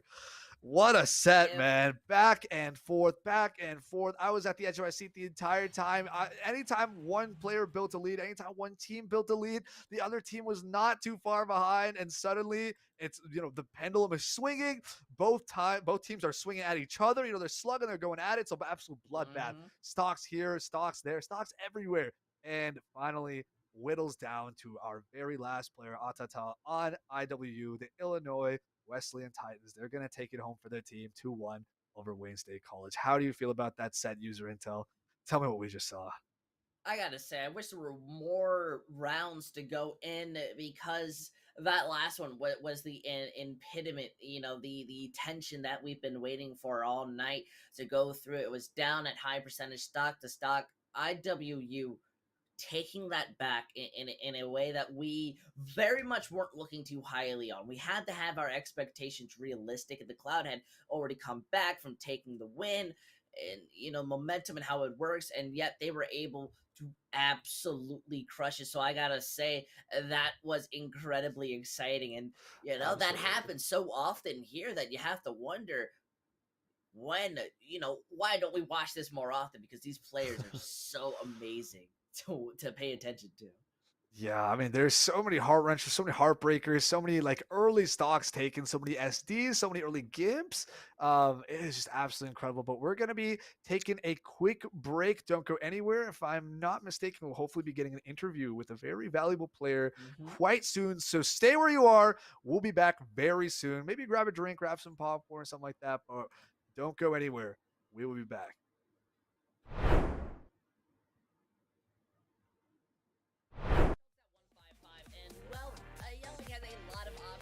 Just to decide how to finish this out. Is using the bomb to try to slow it, especially with that shield now open.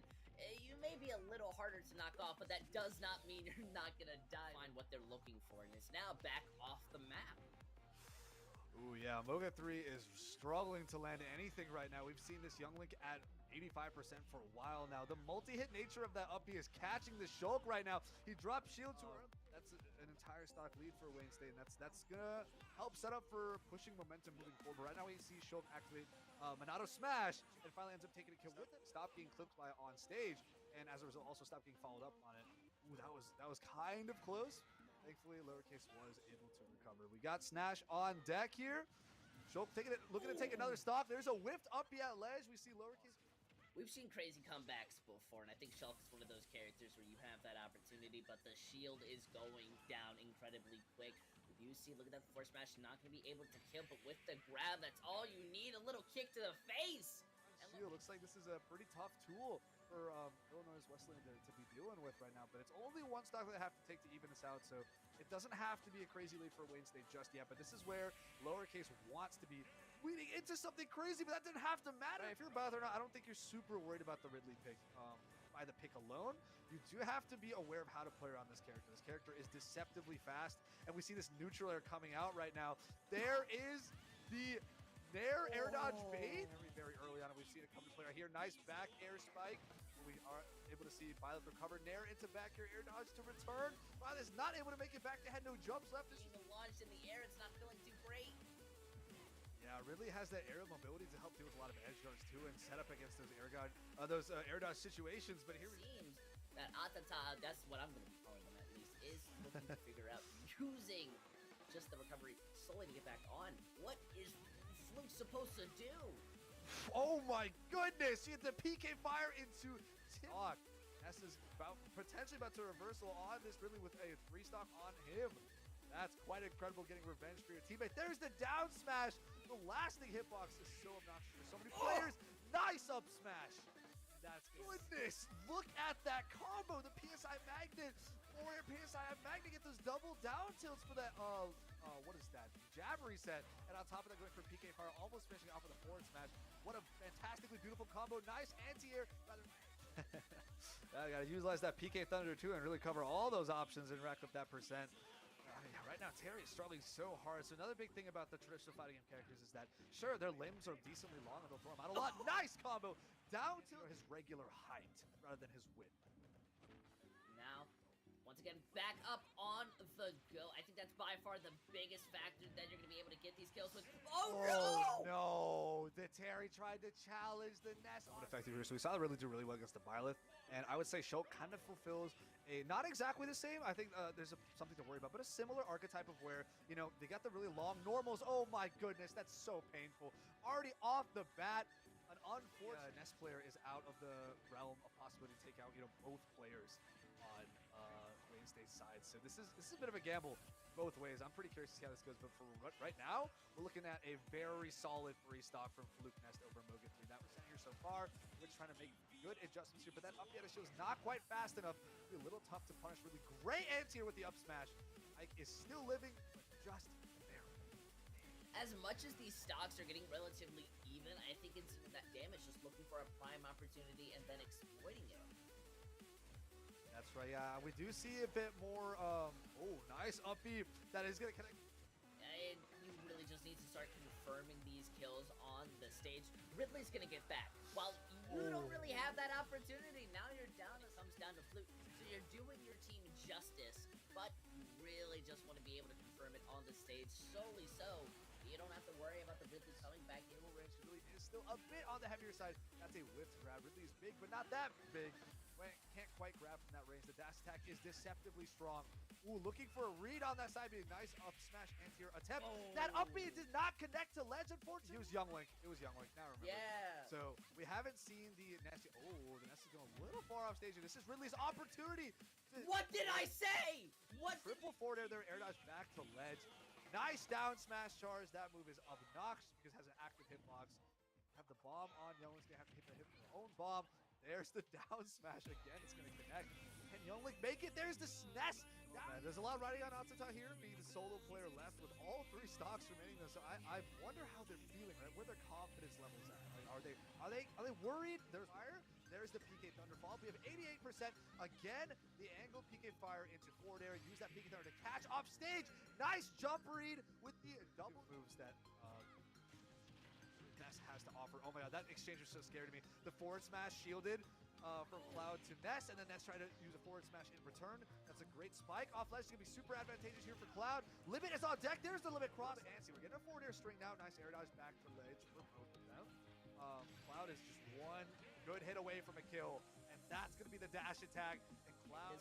The Ridley's had more than enough time to be prepared, and look at that, it's already starting to counteract the side B. I think Ike really needs to play a bit more unpredictable here.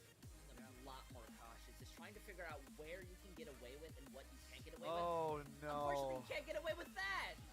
Yeah, that's a big problem. If you're going to be at ledge stage, again, Ike has a subpar recovery, very horizontal or very vertical. It's kind of hard to go a little in between the angles for him. Nice dash attack to cast the stock there. A lot safer, right? With a lot more distance, with a lot more punishes. Yeah, they still end up taking 127%. Because, man, it is hard to stay away from Nest. At the same time, they're now able to bring the Nest to 90. Can't play too risky. Okay, we see the flash there.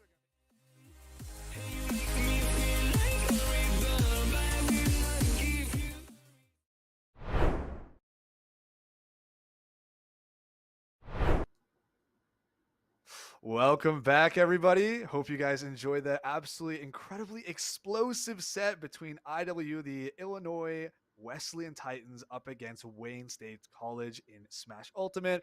3-on-3 crew battle, 9 stocks apiece. We made it to game 3 because it's a best of 3 set, and oh my goodness, it was more than worth it. So now I know both Intel and I really enjoyed this set. We've got quite a few, thoughts and stuff wondering about, how are the players feeling? How are things going there? What's the team environment like? So of course, we got the honor of being graced by one of IW's players, Wit. So please do join me in welcoming in Wit to the stream. Hello. How are you doing tonight, Wit? Hi guys. It's Witty, by the way. Witty. Witty. The E is Witty. not silent. I should have Gotcha. said that beforehand, but whatever. All good. Do you want to point out that the Twitter tag associated right under your name is actually Atata's tag? Atata, he's the NES player that freaking popped off, but he didn't want to do the interview, so but I decided to put his Twitter in instead because I don't like Twitter, so he's got more followers than me, so. Understandable. So, Witty, how are you feeling about this? How do you feel about this? A tight 2-1. What is the just general atmosphere in the room right now? Dude, I'm feeling great. I thought we were going to lose that after we only took 1 stock with our first 2 players in set 3, but Atata, he's an excellent player. He brought it back just for us, and honestly, it was a great, like, personally, my showing I wasn't super happy with, but overall as a team, we managed to do pretty well, so I'm happy with it. Right. It seems that you had to go up against Fluke Nest very consistently. It seems like that was the player you always had to be dealing with, right? You pull out the Byleth in game 1, pull out the Ike in game 2. Kind of, how did you feel dealing with Fluke Nest, and what were your kind of decision making behind the characters that you chose? Yeah, so Fluke Nest, he plays Ridley, right? So I have a friend who plays Ridley a ton, and like he's a friend I played for a long time. And I used to main Ike, so I had a ton of Ike experience against Ridley. And I picked up Byleth more recently. He kind of rolled me the first game. You saw he got 2-0 to deaths in a row because I wasted my jump. But, you can never play perfect. I could have warmed up a little better, I think. So I was like, man, that went really bad. I might as well switch up the character. And it worked really well. I managed to take, it was like super last hit in our second set. The camera's up here, so I keep looking down. I'm looking at you guys. But yeah, you're good. Yeah, I mean, I was comfortable in the matchup. He was a really good player. He's smart, like with most of his options, and he got a lot of early kills too. Like the side B, he scooped me from underneath the stage. That was really a really big game changer. That was huge. That was absolutely huge. Yeah, that's like one thing that that's coming, but you just can't help but get hit by it. Because you just want to get a little bit closer. The basic habits. They get you sometimes, man. Yeah. What do you guys what was the decision making around? You guys played out the second set, right? You had your certain order of characters you want to send, right? You sent the Shulk, you send in then we sent you in, right? What do you have going with the Ike, and you keep Atata's Nest for the back, right? So that didn't quite work out in the second set because the Young League player lowercase was able to take at least 1 stock off Atata. So kind of what was the rationale behind sticking with that order for the third game instead of maybe trying to change something up and go for a different outcome that way? This is an excellent question because we were going to put me in first for the third game because we wanted to put me in against the Ridley because the Ridley and I went really even. We wanted to put our Shulk player in against the Young Link since he did pretty well against him in set 1. But after the ban phase, I banned as if I was going in, and then I noticed, oh, they're going PS2. The Ridley banned PS2 beforehand. So I'm like, I think they're going to put the Young Link player in. So we decided to switch out me and Moga 3, the Shulk player, and then it worked out against us. And then... yeah, so we went a little too big brain and ended up getting kind of counterpicked ourselves, but we made it work in the end, You guys did it. To me, for a long time, it felt like a kind of a repeat of the second game. So I was a little bit doom and gloom. I was kind of like, I wonder why, the layout went the same way, considering it didn't work out super well. But then Atata Yeah. absolutely popped off against that young Link and didn't even drop a stock, and was able to kind of path the way up, doing really well against the Cloud at the end too, against Chef Louis. Kind of paved the way for the end. And so, what do you thought? What do you got? What do you got for Witty here? Yeah, I'm quite curious. What actually made you think of picking up the Byleth when you seemed a lot more natural onto the Ike? That's actually a long story. Part of it's because I don't know. I feel like Ike's a little linear in how he plays. Byleth has a little bit more things he can mix up. And I also recently, before I go through a character crisis, right? I really enjoy Belmont in this game, but everybody thinks he's super lame, and like he kind of sucks too. So Belmont's like Byleth is a combination of Ike plus Belmont, and she's just like way less toxic than Belmont. So why don't I play her instead? And she's Yeah. pretty good. I like. If you look at the top player consensus, MKLeo is obviously doing excellently with Byleth recently, more so than Ike at least. Like he did both Ike well in the past too, but yeah, it's mostly just because she's a better character overall, I think, and has like less terrible matchups. Like I think Ike does well against Ridley in particular, but if I run into certain characters like Pichu or Fox to a lesser extent, I'd rather be playing Byleth, if that makes sense. I think that does, and honestly, I can fully respect that. So I guess really my big idea is, what is a thing that you guys really look to kind of build besides from just the small consistency, because obviously that's something a lot of players tend to focus on, but at least for you and maybe what you think your allies may, what is the biggest thing you guys are worried about more often than not? Is it like perfecting your matchup, perfecting what your character can do? In general, that's a really tough question, but at least for this set in particular, microspacing was a big problem, and like for at least all of us, there was a few examples I could bring out right now. Like me with when I was playing Ike, I like upbeat at the ledge. I meant to fade back and grab the ledge. Screwed that up. Yes, that I remember costed that. me the game against Ridley. And then twice our Shook player upbeat underneath the stage, and he had Speedman auto, so he went slightly underneath and died for it. Like if we both held those stacks on, that could have made a huge difference. I think there was another example I can't quite remember. Like I think Atata might have missed a forward air or something. But yeah, microspacing's one, and mentality too, because Atata in set, was it set 1 or set 2? It was the one we lost. So yeah, set 1. Set 2. Set Yeah. 2.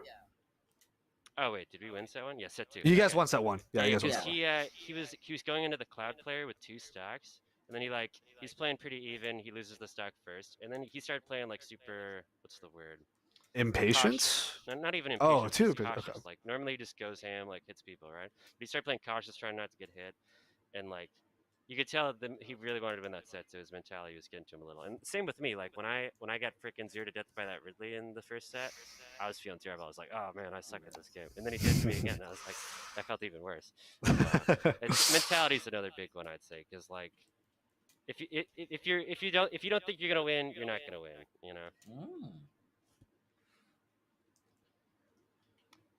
Makes a lot of sense, and I don't really have any questions for you. So honestly, I do want to give you a moment. Is there anybody you want to shout out, give a lot of love to, especially the Ness and just how well they did?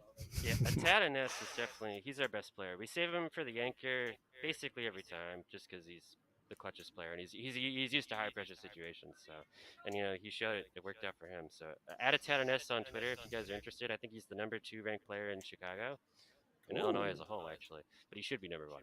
Just between you and me. Very, very strong player, and we're very happy to have him here at Illinois Wesleyan. Absolutely fantastic, man. Thank you so much for joining us. Congratulations on your victory. I hope to see more of you guys throughout the rest of this circuit. It's been a lot of fun watching the teams play. This has been a super tight set. I hope you guys enjoyed too. Hope you guys can take away something to learn, something to be proud of. There was a lot going on in this set back and forth, right? It is absolutely incredible. So I hope you all have a absolutely wonderful and fantastic night. Give our warmest regards to Atata. We absolutely love watching him play. And of course, Moga 3 as well, because I'm a big Shulk and Xenoblade fan myself. So always love to see the guy on the screen. Can I interrupt real quick? The Ridley yeah, player was Fluke Nest. He took so many stacks. Shout out to him as well. He was their star player today, even though they didn't win. He was doing good. I mean, to be fair, Atata 3 stalked him in the first set, so it's incredible. He did his job before that. He got 4 stocks, 5 stocks. I don't even remember. overall he got like 100 stocks. So True enough. True enough. Well, thank you all very much. And hope you have a wonderful night, Witty. We'll catch you later. take it easy. Well, that about wraps us up for tonight here, dealing with the ECAC Smash Ultimate Circuit. A lot of great teams so far. Last time we saw, last week we had AZ Tropical on the Terry and Palatine, I believe, pulling out incredible plays, back and forth. So this week, Fluke Nest and Atata really put their names in writing here about what just the possibilities of this circuit. Absolutely incredible. I really, really enjoyed tonight. What was your favorite moment of tonight, User Intel? What really got to you? I gotta say, it was more specifically the 2 points where the Ness is able to use the same move of the PK Thunder, knocking their opponents to the side and immediately down. It was almost back to back. It wasn't exactly, but it was still entirely hilarious for me. So that's at least one of my favorite points of tonight. Absolutely. There's so many incredible moments. Like for me, I mean, this sounds kind of bad, but honestly, a lot of those heartbreaking moments where I just know, 5 seconds ahead of time, oh no, they misplayed right here. They're going to get punished for it. And then watching the punish happen, I guess is satisfying in a very cruel and twisted way if you think about it. But I did enjoy just seeing both of these players try to play at the top of their game, and you kind of know, like for me, being able to tell like this is the right thing to do, and they just kind of go for it and they get the massive reward is absolutely beautiful to just see that these players are playing out of their mind and doing absolutely incredible. So big fan of everyone player that's played tonight. Big shout outs, of course, to Fluke Nest and Atata being the respective MVPs for both teams. If you guys are just joining us, although we are wrapping up towards the end of it, it was Illinois Wesleyan's Titans 2-1 over Wayne State College. Very tight, very close set. Definitely go back and check it out if you weren't able to catch us towards the end of the stream. But other than that, I think that's all we've got you guys for tonight. I'm Combo. You have my Twitter right here at ComboFGC. I was joined by the wonderful User Intel. Go ahead and plug yourself as well. It's been a great night, and definitely give us both a follow if you have any feedback or anything like that. I just want to talk. We're both available here. We've got our Twitters and whatnot, and we're both really excited to be here. And hopefully you'll be catching us on future shows. But until then, I hope you all have a wonderful night. I hope you guys really enjoyed the set, and please do take care of yourselves. And we'll catch you guys next week. See you then.